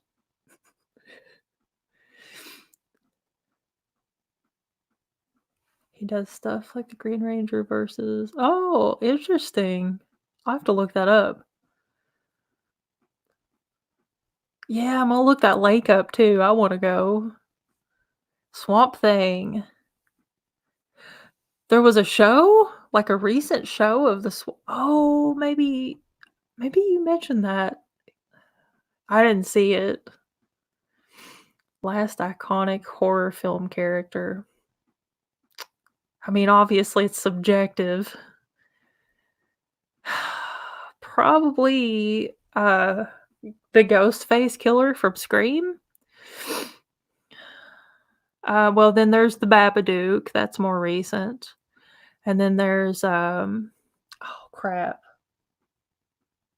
I don't know if you would count the ones from like the Conjuring franchise. I don't think I would even count the Babadook, actually, now that I'm thinking of it. Maybe in 20 years it'll be iconic. But when I think of iconic horror movie character, I think of Jason Voorhees, Michael Myers, not the Canadian guy from SNL, um, the Halloween Michael Myers, Freddy Krueger, Ghostface from Scream, Texas Chainsaw Massacre, Leatherface, Pinhead. I'm a big Hellraiser fan. I love Hellraiser. Actually, you know how they just kept making Hellraiser movies forever? I think they still probably make them, but it's like the first 3 are the best ones, but there was one in the franchise called Hellraiser Deader. I know the guy that wrote the screenplay for that. His name's Neil Marshall Stevens. He actually did 13 Ghosts as well, if you guys ever saw 13 Ghosts.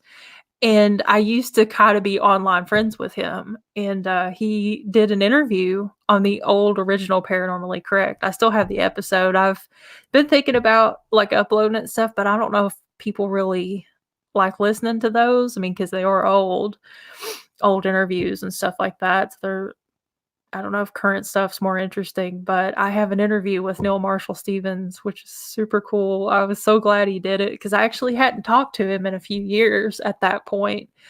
And I don't remember. I think I had his email or something or his phone number, and I got a hold of him. I was like, "Hey, would you want to do an interview?" And he did it. He's a super cool guy. But it's Hellraiser Deader, and he wrote the screenplay Deader as just a screenplay called Deader. And then years and years of like what do they call it, where they do like negotiations and stuff, because there's a lot of crap goes on behind the scenes when a screenplay gets optioned in Hollywood. The production company that ended up taking it was like, okay, we'll take it, but we want to change this, that, and that, and we're also going to attach it to the Hellraiser franchise. So it wasn't supposed to be a Hellraiser movie at all. It didn't have anything to do with it. He didn't write it for Hellraiser. But the production company, of course, they always do stuff like that. So, but he also wrote at least 1 or 2 episodes of Monsters. If you guys ever seen the show Monsters, I love that show. That's on Amazon Prime. Again, they put it back on there recently. One of my favorite shows when I was a kid. And I also love Tales from the Dark Side, and like there was a few others like that. Those were my favorite shows. But he did a few episodes of Monsters. I think Fever Man was one of them. Was it called Fever Man? Something to do with fever. It was like the first episode, I think. But Crystal Lake.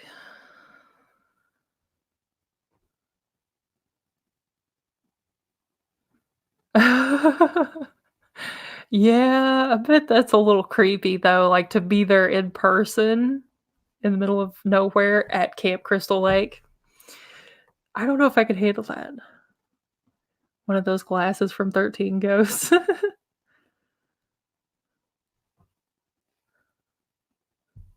Telling too much about swamps being polluted. Oh, yeah. I gotcha. That makes sense. 13 Ghosts was actually a pretty cool movie. It was definitely different. I wouldn't say it's like one of my favorite movies ever, but I do love Tony Shalhoub, and he was in there in that movie. And but yeah, it was creepy. But when you oh gosh, it's so crazy what goes on behind the scenes, like with like if you're a screenwriter and you manage to it's basically a Christmas miracle if you get optioned by a production company. And then even if you do, there's no guarantee that it'll get produced. And I heard a story from a friend that I had who was an executive at a production company, a big production company out there, for years. And he was talking about this one screenplay that got bounced around for so long. Like they wanted it, they were going to produce it, but they fight over details and like changing things and improving things when really they're making things worse. But they took so long with all the back and forth stuff that the screenplay option expired, which was, I think, over a decade or something like that. So they legally had to turn it back over. Like all rights had to go back to the screenwriter because they never acted on it in time before it expired. There's like a lot of crazy stuff.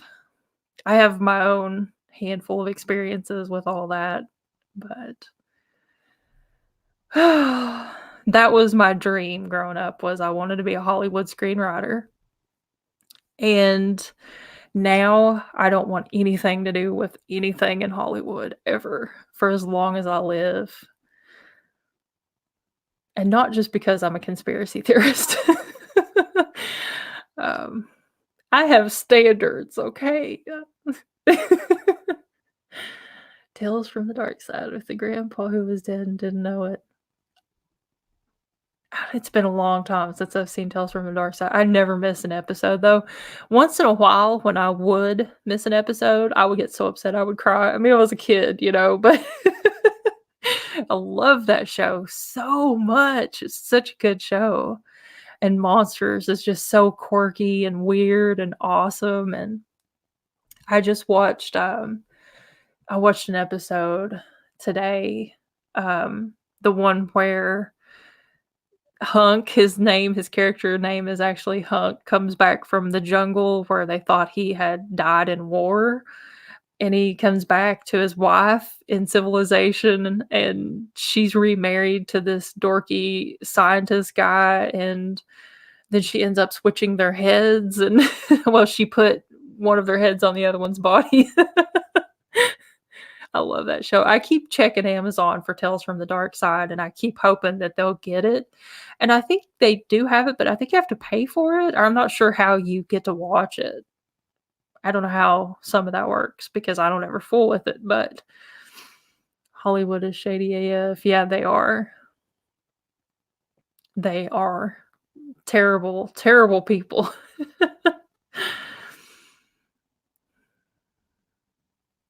Shouldn't be a director. I mean, the thing is, like, you can make independent films. You can't get into the independent film industry unless you go through Hollywood. Let me explain, because that's not gonna make sense. When I was younger and I wanted to be a screenwriter, I should have said this a minute ago. I actually wanted to do independent films because I grew up watching like Sundance and IFC, and back when they were good before they kind of went the way of MTV and just turned into crap. But I loved independent films because I was like, oh my gosh, these people are just people like me and they make movies. And these movies are famous and successful, but they're actually thought provoking, inspiring movies. And then I didn't find out until I got older that no, not necessarily. That's not really how it works. It's actually a more tight group, more elite group than Hollywood itself. So it's actually like a tier above the faux snobbery of Hollywood. I guess it's not faux snobbery, it's like legit snobbery, but you know what I mean.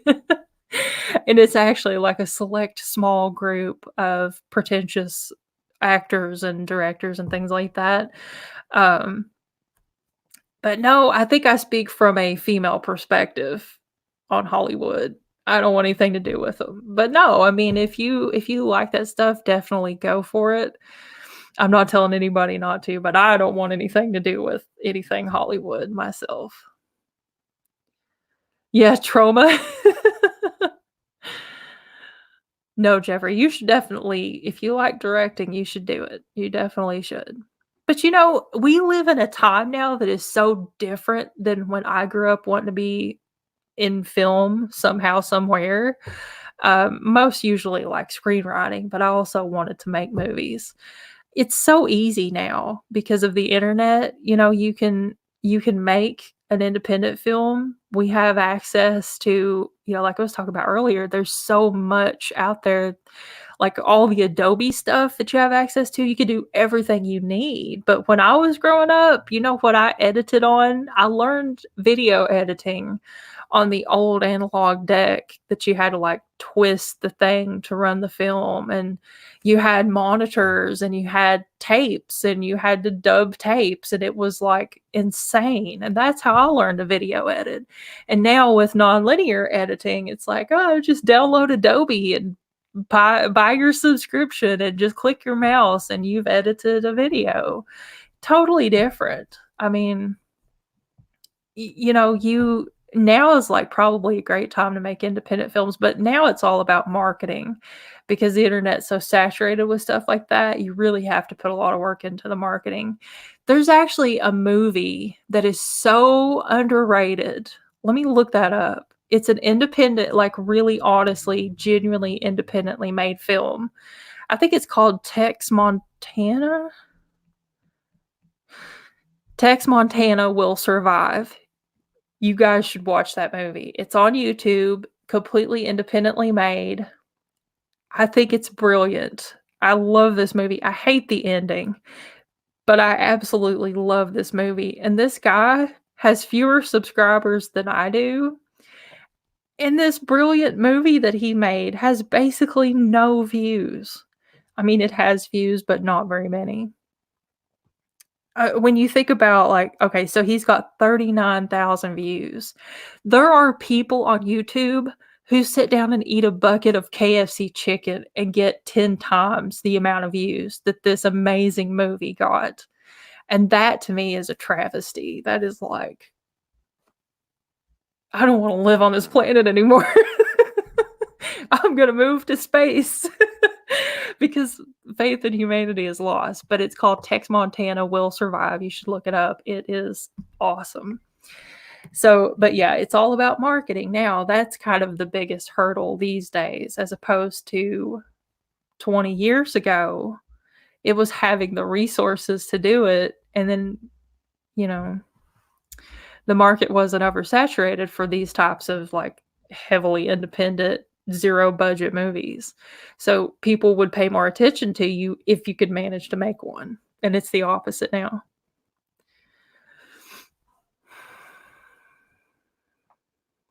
Um,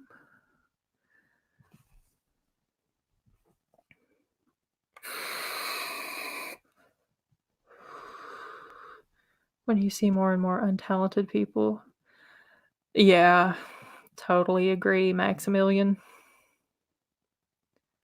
A lot of stars live in my town.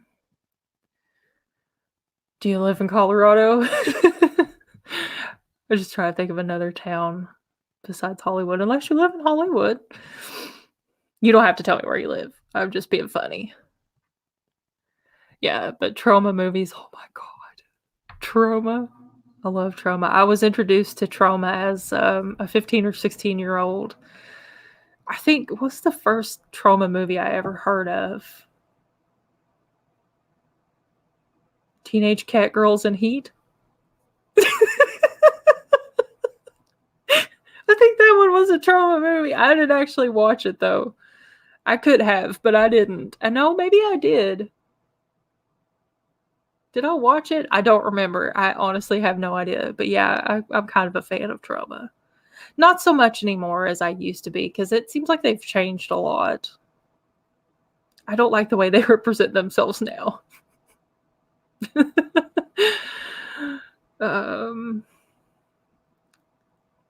Lost Boy vampires in Seattle. Washington State has fourth largest missing persons.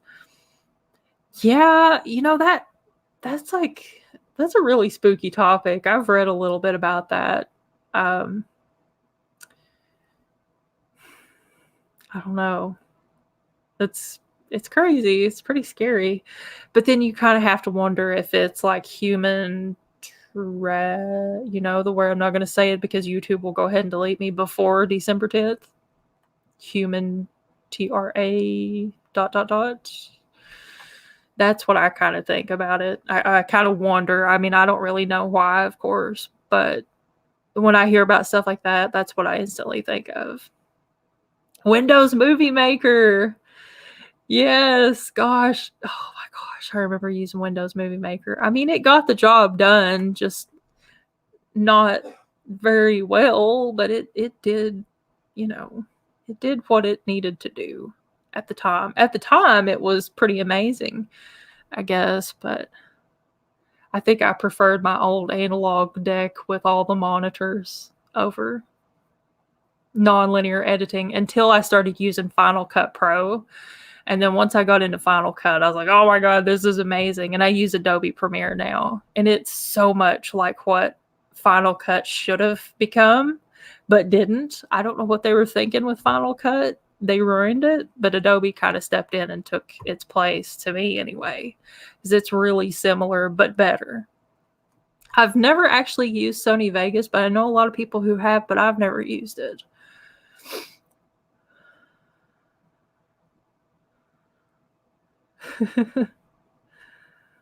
Yeah, Windows Movie Maker. And then Apple has what's it called? Whatever it's called. Hang on, let me look in my applications folder. I guess it's just called Movie Maker too. Oh, maybe I installed it. I don't know. I don't see it. I'm looking my applications folder for whatever Apple's version of that software is. That one is confusing. I have never understood how to use Apple's Movie Maker competitor, whatever, counterpart, I guess you would say. Santa Barbara. Oh, like in Psych. I love Santa Barbara. I've never been there, but I love Psych, and it was set in Santa Barbara. Raw in the Afterlife. iMovie, yes. Oh my God, duh. I sit here and stare at my Mac screen like, what is it called? I've only looked at it in my application folders for like 12 years. Oh, I never could use the damn thing. It was so confusing. I just stretch that little bar out and it's like, oh, God, just give me Adobe, give me Final Cut. I can't use whatever. I don't know how people use it. I have never understood iMovie. Cannot. I mean, if I had to edit a video in iMovie to save my life, it's over. That's the end of the road for me. Why is Twilight set near Seattle?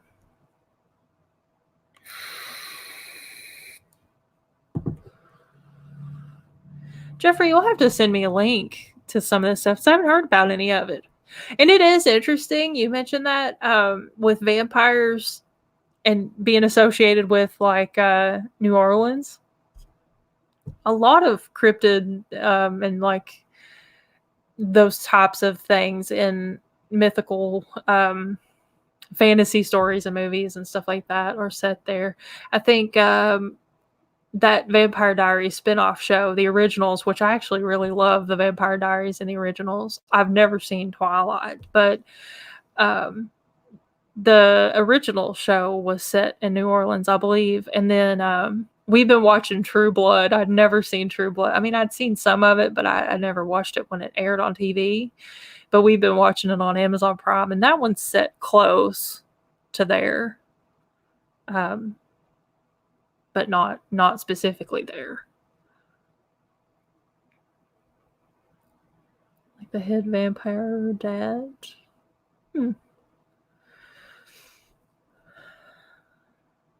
iMovie wasn't friendly with many file formats. Yeah, I don't know. I have successfully edited one video on iMovie. I have no idea how I did it. No idea. It's a Christmas miracle in itself that I ever produced anything with iMovie. I know, like, when I started doing YouTube, a lot of people, they would, like, other YouTubers would talk about how they edit their videos. It's like, you're using iMovie? Seriously? I mean, don't get me wrong. I'm a diehard Apple lover. I love Apple products. I mean, I love my Macs. They are the best computers I've ever owned in my life.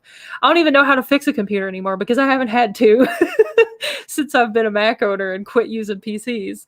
I used to be like super good at fixing computers because that's all I ever did at home, fix my computer. But I mean, I love my Apple computers, but iMovie, I don't get it. I don't understand it. And it's not sophisticated software. I mean, it's very basic, supposedly user-friendly, like the average user who maybe just wants to make a slideshow of pictures of their kid's soccer game and put it on a disc for their friends. I mean, I don't get it. Oh, the huge manatee, or I don't know if that's irony. No, it's probably, maybe it's a little bit of irony, but Louisiana woman, Mississippi man.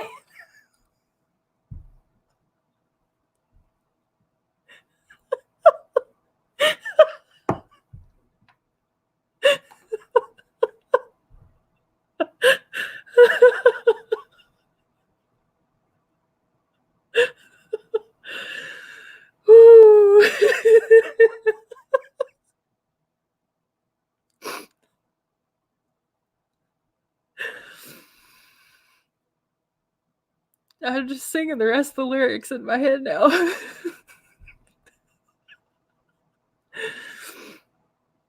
My top conspiracy theories that I believe. I mean, somebody asked me this the other day, and I was like, well, I don't think we landed on the moon. I don't know. Honestly, I used to, like when YouTube first came out, I made a YouTube account in like 2005. I was like, oh my God, I can watch videos like forever. There's so many videos back when YouTube was good, you know? I actually almost started a YouTube channel back then. I wish I had it. I wish I'd have done it. And I just never did it because I was like, I don't know. Nobody will like the videos. Nobody will ever see them. I probably don't have the chutzpah to do it. You know, I wish I had done it. But I come so close. I filmed some stuff once upon a time in like 2007, and I was like, this is it. I'm going to upload to YouTube. I still kick myself for not doing that. But anyway, back in about like 2007 on YouTube, I feel like that was the heyday for conspiracy theories on the internet. And I was just like, I was in the rabbit hole nonstop, watching conspiracy videos and just like, oh my God, this is amazing. And so I loved all the conspiracy theories back then, but now they're really different. And I just feel like I don't relate as much to a lot of the conspiracy theories that are out there now. Like, I definitely think that there's a lot of Luciferianism going on in a lot of places, probably Hollywood and Washington, D.C. I like, like the old Egyptian related that kind of carries over into the modern world. But as far as having any specific ones, I guess I'm just going to stick with the moon landing because we didn't land on the moon. We didn't. I don't think we ever have. And I don't think we ever will. We didn't land on the moon. Change my mind.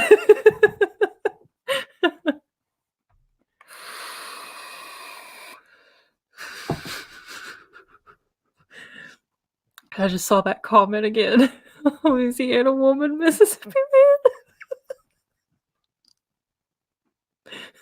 man. Vampires go to where large population of young people. Yeah, that's a good point. Oh, yeah, for everybody weigh in on your conspiracy theories, which ones you prefer. Moon conspiracies, the music industry ones, that's some crazy stuff. There's definitely something to that, but I just kind of wonder if it was all a marketing technique. You can't trust them when it comes to stuff like that. They'll do crazy things to market movies and music and different types of media. Like we keep talking about the days before the internet. Do you guys remember how it was? I don't know if it was this way for you, but a lot of people say that they also kind of remember this thing in life before this technology. You would hear rumors about actors and Hollywood and various things, and you couldn't verify this stuff. It was almost like entertainment related urban legends. You couldn't verify this stuff because there was no internet. There was no internet. People didn't have computers. We didn't have smartphones. So you would hear like saucy rumors about Richard Gere and what he does in his free time, if you know what I mean. You guys, maybe you know which conspiracy theory, rumor, whatever, that I'm referring to. And then there was the one about Three Men and a Baby, if you remember that movie with Ted Danson and Tom Selleck. That supposedly there was a ghost in that movie, and it was a little boy who had ceased to exist. I can't say what the actual theory was because I don't know what YouTube will do to me. We get together every time we can.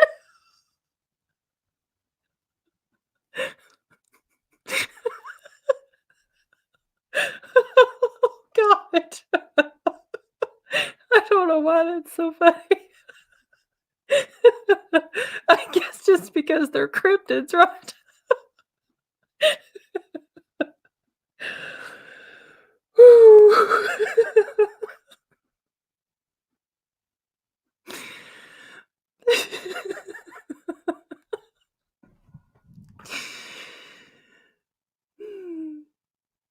I'm gonna stop laughing like a hyena now. Oh my God. Beatles, yeah, stories about the Beatles. I actually just watched a video like a month or so ago. It was really interesting about the conspiracy theory where Paul is dead, and then there's like all of this information to back up this conspiracy theory. But does anybody remember the conspiracy theory, basically. It was an urban legend with 3 men and a baby. And then you would hear, like, this one I think turned out to be true, sort of, somewhat true. I remember when I was younger, I heard that the little girl in the Poltergeist movie was that she had passed away because of paranormal reasons, and it's partially true. She did unfortunately pass away very young, but it wasn't because of paranormal reasons. But I think that rumor still exists, actually, that there was some type of curse. And so you'd hear all these weird, crazy things that you couldn't verify. So it was like entertainment related urban legends. All I really know to call it. Um, I don't know that. What was that? Conway Twitty and Loretta Lynn.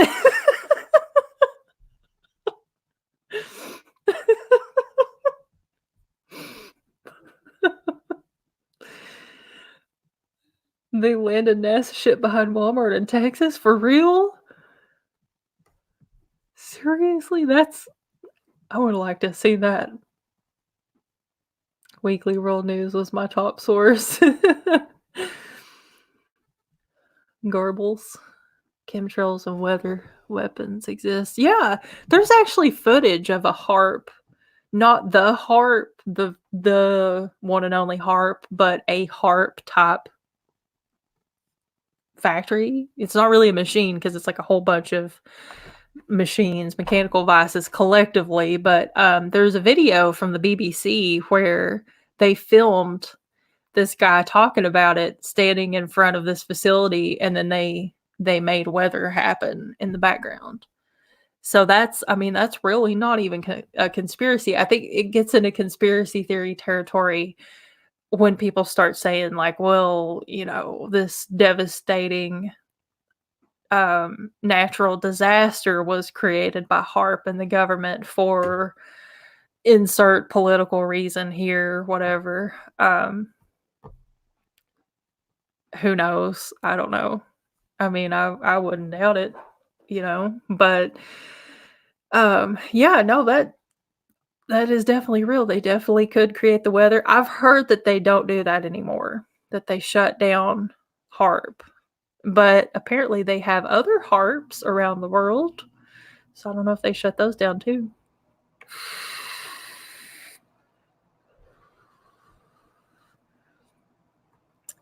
Can't say the earth is flat. I really don't think the earth is flat. I really don't. I mean, I know lots of people do. And I, unlike other globe earthers, I don't like to, condescend to flat earthers, because for some reason, a lot of people get really, really angry when people talk about their flat earth theories. It's like, I've seen people on Facebook just get ripped to shreds because they make a comment about flat earth stuff. And it's like, I don't believe the earth is flat. The one reason that I don't, if I had to pick a serious reason, I think I would probably say because, and I have to speak from my own personal experience. If I'm not taking any information from any source other than myself, okay, this is my own personal experience. I was jogging one night by Morehead State University, and you can look it up if you're interested. Morehead. I lived in Morehead, so I like to go to the campus because there wasn't a lot of traffic, and they had plenty of place to like walk and stuff. And sometimes you couldn't go to the park depending on the time. So I was at MSU one night, just getting some exercise, minding my own business. And apparently there was some astronomical, is that right? Astronomical? I think that's right. I can't articulate tonight. I can't use my words. Okay, don't judge me. I'm usually smarter than this. I'm sorry. I think there was an astronomical event happening, or astrological. No, that's astrology. I feel so dumb right now. Oh my God. Something was happening in space, okay? There was something going on. And there were Russian scientists on the front porch of the planetarium. If you guys ever saw South Park, you'll get that reference. Planetarium. And they had telescopes the size of Buicks. This was like one of the coolest things that ever happened to me. And I'm just like, oh, what is that? And one of them's like, hey, are you coming to look or something like that? And I was like, what, me? Are you talking to me? And they're like, yeah, come look. I don't remember what the event was. I remember seeing something. I remember what I saw, but I don't remember what was supposedly happening. Something was crossing in front of something else. This was probably in like 2011, 12, if that rings any bells. Anyway, they invited me to come look through these ginormous telescopes. I've never seen a telescope like this in my life. I probably never will again. They were seriously the size of cars. And I looked through both of them, and the guy was actually talking about how much they cost, because somebody said, like, oh, I bet these cost a fortune. They were very expensive. I don't remember how much he said, but it was ridiculous. Like, you could probably buy a nice house with that amount of money, like a super nice house. But they were high-tech telescopes, and I got to look through both of them, and I could see stuff in space, and it was round. So if other planets are round, then ours probably is too. So that's my main reason, I think, that I don't believe in flat Earth, is because I can't speak for anybody else or any other form of science. You know, I can speak from my own experience. I have seen round planets with my own eyes. So I don't know why they would be round and ours would be flat. That's my theory. In case anybody ever wonders, like, gee, Sarah, why aren't you a flat earther? That's why. That's the reason. Hanging dwarf. Yes. I was trying to remember. I was like, what is that other big one? The hanging dwarf. Inner Earth, multiverse, and other dimensions. Yeah, I'm right there with you on a lot of that. Definitely, especially with the mythological stuff, like Greek mythology. I think that was true. I think it's true. I have a whole bunch of theories on Greek mythology. Globalist. Alex Jones intensifies. Oh my gosh. You know, every time I think of Alex Jones now, I think of him screaming, what was it about chemicals in the water? It's making the freaking frogs gay. There's a remix of that, and it is lit. The techno version. Yeah. Oh my God. Our Earth is a globe. Yes, it is. I'm just going to call it right now. We live on a circle. It might be a flat circle. No, it's not. It's not flat. Well, actually, I can't say that I definitely know for sure that it's not a flat circle. So there's that. But I mean, I would just like to ask some flat earthers, like, have you ever had the privilege of getting to look through a telescope the size of a small SUV? Because I have. I mean, and stuff like that doesn't happen to me very often. I mean, like maybe once or twice tops in my life, I've got to experience something super cool and just out of nowhere. Like, what are the odds? If I hadn't gone there to MSU's campus at the time that I did, I would have never known that they were doing that. And I would have never got to see, which was awesome, by the way, to be able to see space like that. I mean, these were like scientific, like big time, like serious, you know? I mean, it was crazy. It was crazy. If you ever get the chance to look through something like that, you should do it. I love space and space stuff, so it was awesome. Episodes of Rick and Morty, they drop gems. You know, I've seen like 1 or 2 episodes of that show, but that's it. Might just work for the government right now, all the way to the top to get me some juicy details. I know. I found a job a job listing a couple years ago. I think it was in Florida. Yeah, I think it was in Florida. The FBI, or was it the CIA? I think it was the FBI. They wanted a photographer, and I was like, I got a cool camera. Got a really good camera. I was like, I'm totally going to apply for this. And then they had crazy not prerequisites, requirements. Oh my God, my brain. I'm sorry, guys. They had some really crazy requirements to even apply for that job. And I was like, well, there goes my chance, to infiltrate. Not really. Wink, wink.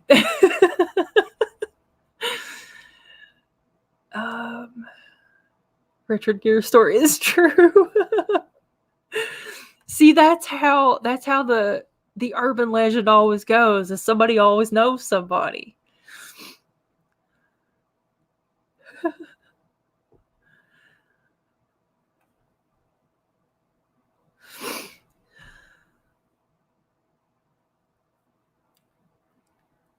Chemtrails are causing such severe fires.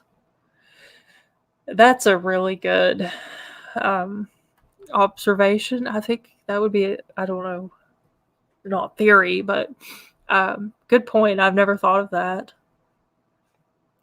The thing with chemtrails, like I've probably told you guys this 1,000 times. For anybody who doesn't know, I guess, my theory on chemtrails, I do and I don't believe in chemtrails per se. When I was a kid, again, way before the internet, there was no internet. Nobody had computers. Nobody really had conspiracy theories back then. I mean, they were hard to find if you could find some in the library. And it had to be a good library with a lot of books to increase your odds of finding some at all. But my mother was full of conspiracy theories. I have no idea how. I have no idea why. I don't know where she got most of this stuff. Just to be completely honest, my mom is nuts. So she was less nuts back then, but still a little nuts. But she was full to the brim with conspiracy theories. And there was, God, this earbud's making my ear hurt. Sorry, I know I keep like fiddling with it, but it's hurting for some reason. I have tiny ear holes, I guess. The other one doesn't even fit. So they're so small in there. It's like little bitty. Neither here nor there. There was a little single engine plane that would fly over. Seemed like it's on a schedule. I don't know. It happened a lot. And every time this little plane would go over, everybody in town would get sick, like really, really sick. And I remember as a kid, my mom would be like, get in the house. Here comes that plane. It's spraying us with something. It's going to make us sick. And there were times where she would even close the windows, or like turn off the air so that it wouldn't suck it into the house. I mean, like that's really going to help. But to her, she thought that it was going to help. And there was no trail, no visible trail of anything. And I thought she was just nuts. But everybody really did get sick after this plane would go over. Do I truly believe it was spraying us? I don't know. I have no idea. I would like to think not. But it is a little bit weird that every single time this little single engine plane would go, it's like a little, I think it's called a single engine plane. I don't know much about aviation, okay? But it looked like a little crop duster type plane, like with the straight flat wings, and it was real loud. And I think that's what they're called, single engine planes, but it would fly over really low. And it could have just been a hobbyist, someone who maybe builds planes and flies them around just for shiggles. I don't know. But it was really weird. I mean, and I didn't really know what to make of it because I was a kid, but I did notice that it seemed like more than a coincidence. So my whole theory on chemtrails, if it's true what they're doing, I don't think we would necessarily see anything. So the contrails that everybody says look so funny, this is not normal, they didn't used to look this way. I mean, how much do we really know about the science of planes and like the engineering of planes and how their mechanical systems work? I don't know that stuff. I don't know that there's not a reason for planes to release that type of trail. I mean, I know that there's chemtrails and contrails. You know what I mean? I can't say for sure that I just know that those trails shouldn't look that way. Do they look weird? Yeah, absolutely. They're totally strange, but I think if they were going to spray us with something, we would never see it. So that's kind of my one complaint with that theory. We wouldn't see it. You know? Does that make any sense? I think it makes a lot of sense personally, but I mean, just my opinion. I think at the same time it does. I don't know. I don't trust the GOV, so I'm very like, I don't trust them. I don't trust any of them. I don't trust a whole lot of people at all to begin with, but especially not big entities like that. Any type of organized religion, organized crime, aka the GOV. I don't trust them. So I wouldn't put it past them. I don't think they're above it at all.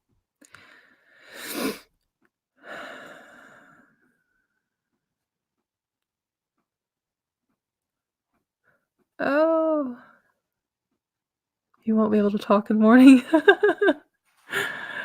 Yeah, probably not. Let's see. I'm trying to get caught up on comments real quick. Flat Earthers says nobody has gone to outer space with a GoPro. Put GoPros on in space. Yeah, I mean, and it's, here's the thing about that. My response to that, NASA absolutely 100% for sure is lying to us about what is out there. And that's where my interest lies with space, and not so much the shape of the earth, but like what's out there. And I think on the last stream we were all kind of talking about the Van Allen radiation belt. And I've tried for years to figure out what is going on with that NASA video. Like, is this real? Is this fake? I can't prove that video is fake. I can't find any information to indicate that NASA training video is fraudulent in any way, which is really strange because usually I'm like a gopher on the internet. I can debunk stuff pretty easily, and that one seems to be true. I don't know. But I don't know. I don't want to go on a soapbox. They know what you know. Alex Jones should hunt ghosts. I think he's too busy chasing other things. Is he alive? Is he still around? I don't even know. He's a trip. Oh my god, Alex freaking Jones. Get Alex on the show. Oh my god. He would never do it. I guarantee he's a diva in real life. He's probably like such a diva. I'm below him. I'm not good enough for him. He's out of my league. But yeah, anyway, Jeffrey, getting back to that. If you look at the composite, here, the first weird thing is why, if they're so active doing things in space, sciencey things, why did we go for like 20 or 30 years without one single picture of the Earth? Shouldn't we get pictures of the Earth every day? Doesn't that make sense? Snap a picture with a satellite of the Earth and post it on Yahoo News. Why can't we have that? Oh, but no, we've only got like 9 pictures since forever of the Earth. And if you look at those pictures, it's not forced perspective. Those globes are different. You could tell by the size of Florida. Florida is the key to unlocking those pictures, because no matter where they shot the picture from, the continents shouldn't be bigger in one globe than they are the other. You know what I mean? So the composites are composites. They're fake. I mean, and they even say like what was it when they discovered some planet a few years ago? Everybody was talking about, all the news websites, we discovered a planet and it's, here's the details and it's super crazy that we were able to find it and it's such a big deal. Here's a drawing of it. You guys want to see it? The rest of the general public, here's a composite, a drawing. They actually said like, here's an artist, not really rendition, but an art, not interpretation either. Basically a composite drawn by a person on a computer. It's like, why can't you show us the picture Take a picture with that expensive telescope you have. Where's the picture from the telescope? We didn't get one because we don't have any real pictures from space, and that's not even a conspiracy theory. So, what's in space? And that's another thing. Like, the only thing I maybe get frustrated at flat earthers with, oh my God, my computer's going dead. Whoops. The only thing that makes me really frustrated is they get so hung up on the shape of the earth that they forget about what's really important is stuff like that. Where's our pictures of space? We don't have any. And you guys know those really famous, really beautiful pictures of like red giants and dwarfs and basically stars dying or being born. And like there's the really famous big green one, and it looks like a giant, like a humanoid shape, but it's gases and stuff. That's a composite. It's not a picture. And they don't negate that. That's not a conspiracy theory. That's a fact. We can't have a single real picture of space.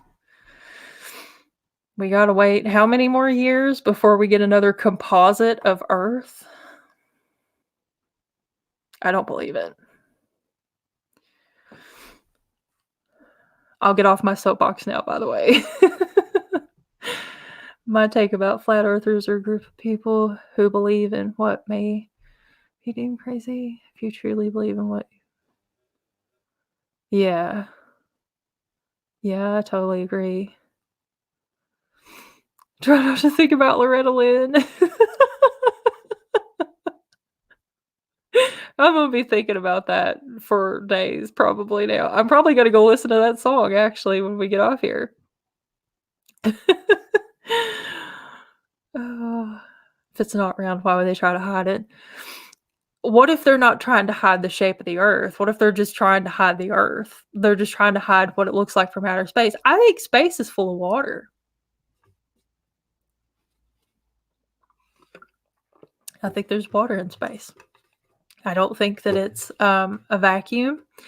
You know how our bodies are like, what is it, like 70 some, 80 some percent water, according to science? There's a video on YouTube of what happens when you put a cup of water in a vacuum. It explodes. In a matter of seconds, the water's just like, and then it just blows everywhere. Human bodies are water. How the hell's a human body gonna go to space in a tin can and a plastic suit and not explode? It's not about the shape of the earth. That's really kind of, I mean, in my personal, just being like totally frank about my personal opinion on it, flat earthers are actually really a distraction to what the real truth is. They are wasting good conspiracy theory space on something that really doesn't matter that much and something that really doesn't have much behind it when they could be looking at the bigger picture. Is it's not about the shape of the earth, it's about what's outside of our atmosphere, because there's stuff out there that they're not telling us about.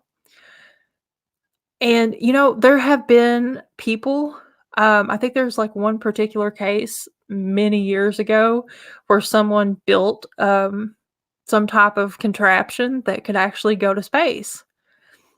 That guy disappeared. He vanished. They came and got him and he never came back.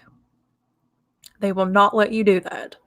They will not. And that's the thing too with flat earthers is like you get to a point with your theory where there's nothing else you could do because they will never let you get close enough to find out. But we have evidence available that can kind of like lead us in the right direction as to like what's going on out there. Like the composites of the earth.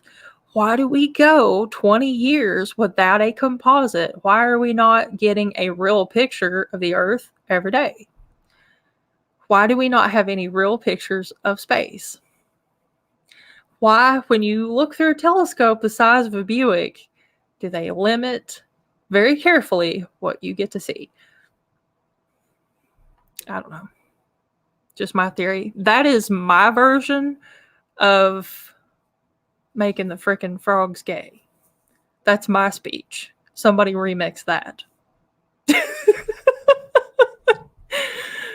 I'll throw some papers and like Scream, mix that in, make it lit, fam. Alex Jones screams about that. This is what I scream about. Okay, so then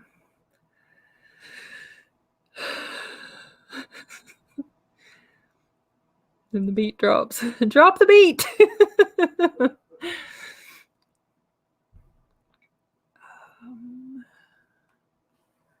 Dropping chemtrails. You're the mom. Hey there, I didn't even see you come in because I've been on a soapbox, earbuds, government conspiracy. Yeah. Evolution, the Madgasser type. The government took the H.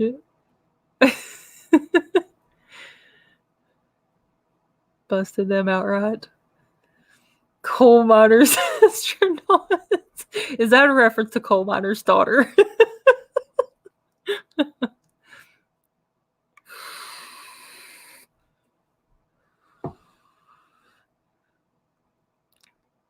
The government has bugged your computer, throw it out the window. Nuh-uh, I take precautions.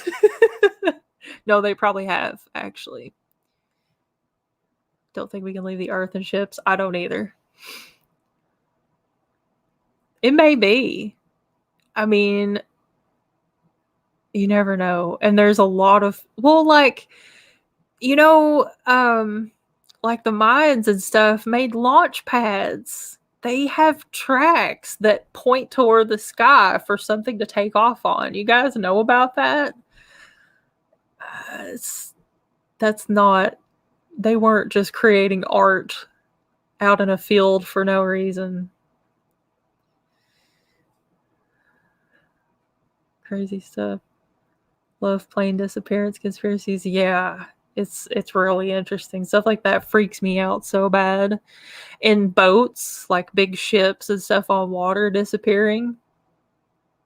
What do you guys think about the Philadelphia experiment where the boat, or it's a big ship, apparently like skipped time and went through a tear or got stuck in a tear in the fabric of time and like rematerialized with people morph through the hole?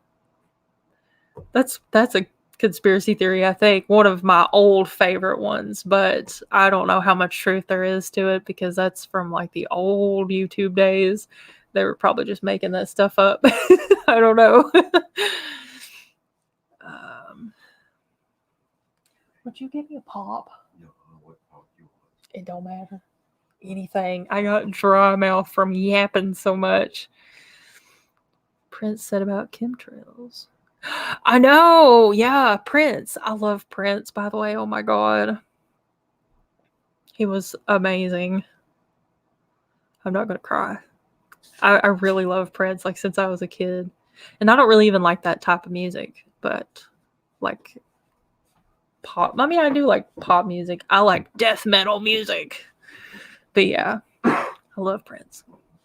Michael Jackson said some weird stuff too.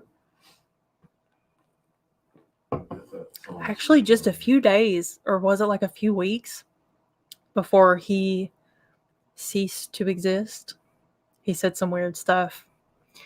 Those are conspiracy theories that I don't like to get into because I feel bad about stuff like that because like they're famous and to us they're not real people, but they've got families who probably can see stuff like that. And while I think it's really super interesting, I don't like to talk about stuff like that because I kind of want to make videos about things like that. But at the same time, I was like, no, because what if their family were to see that, like Prince's family or Michael Jackson's kids or something?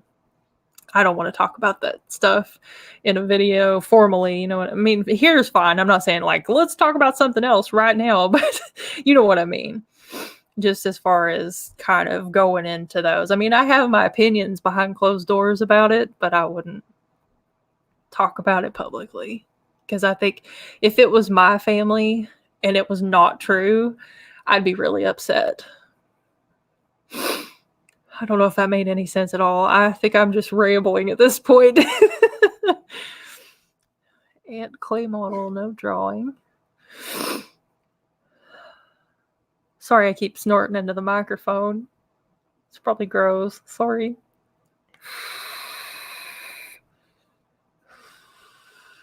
You want to meet my mom? My mom's an interesting person in a way, and in a way, she's a terrible person. My mom's had a lot of paranormal experiences and a lot of weird, unexplainable, tons of them. And we were supposed to turn all of it into a book. I wanted to document, like, sit down with her and create a huge outline of all of her life experiences and make a book out of it. It was kind of like a sequel or a prequel to my book of paranormal stories. And she never would agree to do it. And I never felt right just doing it without her knowing, just be like, haha, suck it, mom, because I didn't want to get the stories wrong. Because some of them are so intense and so crazy. And some of them have witnesses. And normally, like at this point in my life, I maybe would question her stories, except there were a lot of people involved in various stories and they tell the same story. So she's not making this stuff up, but she has some really crazy experiences and she would never agree to it. And she finally one day was like, she's like, you can't do that. You can't put those stories out there. Somebody will think I'm crazy. And I was just thinking, like, too late, mom. Most people do. We all know it's okay. It's like, but don't let those good paranormal stories go to waste. I didn't say that to her, but I probably should have. Just being like totally being real with you guys right now. She's a character though. But yeah, she was a conspiracy she was the first conspiracy theorist I ever knew of, way back in the 80s and 90s. And my brother was probably the second conspiracy theorist I ever knew of. I don't think he is anymore, but when we were younger, he was really, really into that kind of stuff. No internet. It was hard to come by, Imagine falling into some gas planets. Yeah. I've had dreams about being on other planets before, and they were so real. And some of them I wake up screaming, like, oh my God, I'm falling, or I'm like, whatever is happening to me.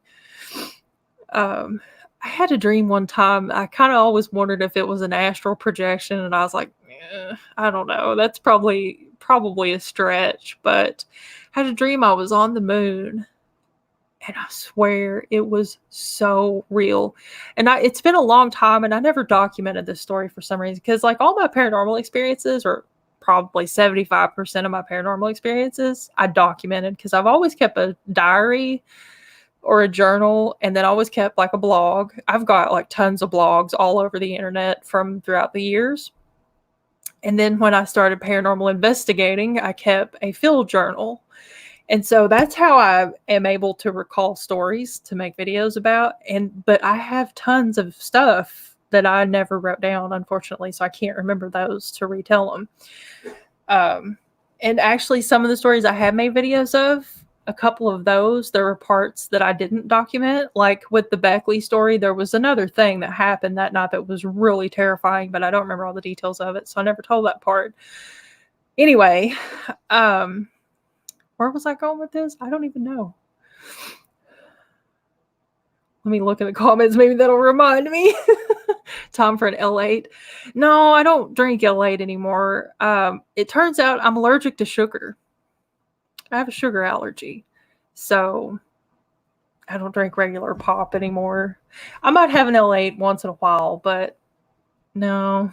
It makes my arthritis hurt if I drink pop or eat sugar. So I can't have anything like that. No gluten, no sugar. Someone said to me not long ago, was like, what's your reason for being alive? It's like, well, I don't know. I guess I'm good for something. So, there are other reasons to live besides gluten and sugar. Wow, I really derailed myself. What was that? I was gonna tell you guys something. Crap. What was it? It's gone. It's lost into the abyss of my mind now. Oh, the moon thing. I'm remembering my train of thought now. Sort of. I don't know. Yeah, I was just kind of wondered if maybe possibly I astral projected to the moon. I know that sounds ridiculous, but that was a crazy, crazy dream. But there were things that I thought of when I woke up and I was like, "Oh my god, let me Google this." And there was some science behind it. It's like, did I? No, surely not. Did this really happen? Dream crimes.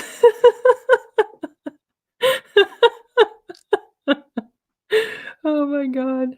The earth is thick. That's funny. Repump up the earth globe. Bullcraft. JG, that's funny. Nikola Tesla technology. Einstein was at that event. Yeah. There's some cat shenanigans going on in there. Are they killing each other? I've got 2 cats that have been having wrestling matches for days now, and they just go at each other, and they're playing, but one of them just gets too rough with the other, and then they start screaming, and it's a fiasco. Project me into cinemas where they show the latest films.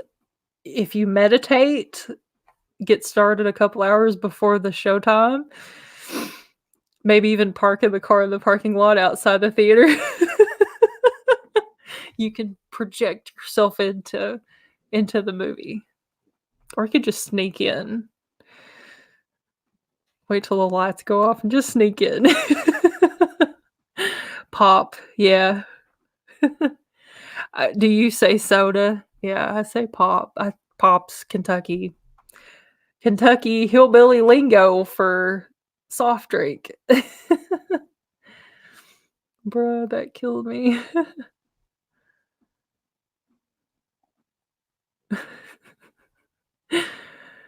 Stop vaping. No, never. Well, eventually, I'll wean myself off, but not anytime soon. Jeffrey. Oh, Jeffrey. What are you talking about, man? Went to the moon out of body. I've never looked into that to see if other people have encounters with astral experiences going into space. I should probably Google that. Catman confirmed. We have a dog man, we have a goat man. Why not a cat man? I think actually there is allegedly a cat man cryptid. I don't think there really is one, but there is a story. But I think it's a ridiculous story. I think it's more of a joke, maybe. Maybe it's like anti-squatchers making fun of us people who believe in cryptids and have experiences with cryptids. Paint a portrait of you. They must include the vape. I know. I mean, I almost sleep with this thing in my hand, you guys. Like I gotta have it with me at all times. Hello, Chew. Sirens are the cat people like Dogman. No, it's fine, Jeffrey. It's not a jewel. It's an actual vape mod, which is totally regulated and totally safe. And totally fun, unless you're a kid, in which case, keep your dirty little paws off of our vapes. Vaping is for adults.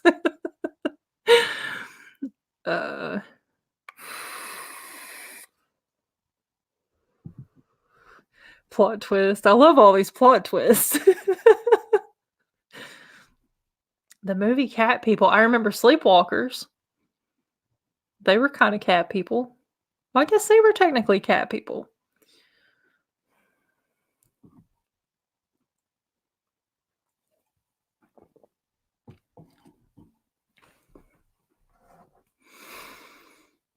9:50. I'm gonna have to go soon and eat something. I think my stomach is like eating itself at this point. It's been 84 years. What is it? She says 81 years, 80 some years. It's been 80 some years since I've had my peanut butter jelly sandwich.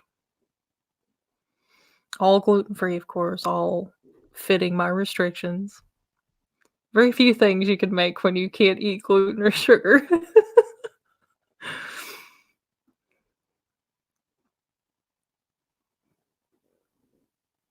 I don't know. It sounds familiar, cat people.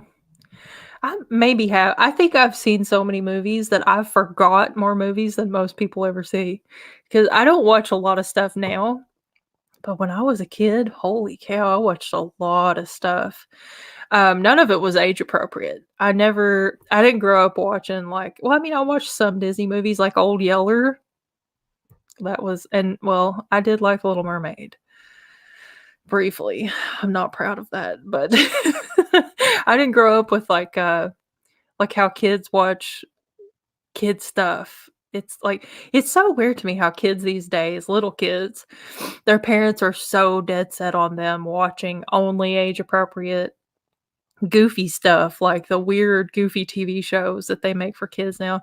I grew up watching Scarface. I mean, my mom always had the story she would tell people. I think she thought that it embarrassed me, but it didn't. I thought it was hilarious. She said that I drank my bathwater one time because I thought I was Tony Montana because, he would get in the hot tub and drink alcoholic beverages, but I thought he was drinking his bathwater. So if that tells you how old I was when I was a Scarface fan. And then my brother liked mafia movies and my sister liked horror movies. So I got to see all the good stuff. There's only two movies I wasn't allowed to watch as a kid, and it was The Exorcist and Pretty Woman. And I snuck and watched Pretty Woman, and I loved it. Catman from Outer Space. iPad Man. Arizona Lights footage. That was definitely a UFO. No doubt about it. Absolutely. I don't know why anybody's ever tried to deny UFOs since that. That should have been the ultimate proof because it was a UFO. It's weird. It's like we have proof, people, and people still don't believe in UFOs. Like, what the hell did they think that was? It wasn't flares. Come on, general population. That was not flares. Astral travel to a movie, you better have $20 with you for entrance. No, see, the whole point of astral projecting into the movie is that you don't have to pay to get in. Bacteria Man. That's almost as scary as Unfinished Round of Antibiotics Man. Does that make sense? I don't know. I don't know what I'm talking about. Where did that even come from? I am crazy, guys. I've lost it. Oh my gosh.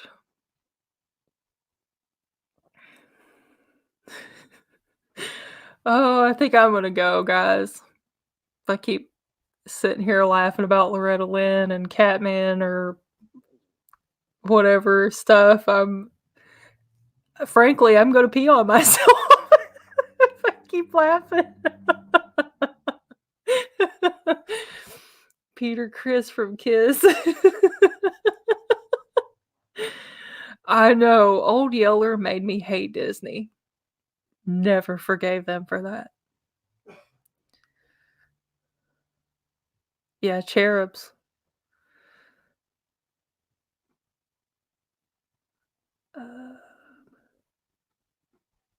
iPad Man.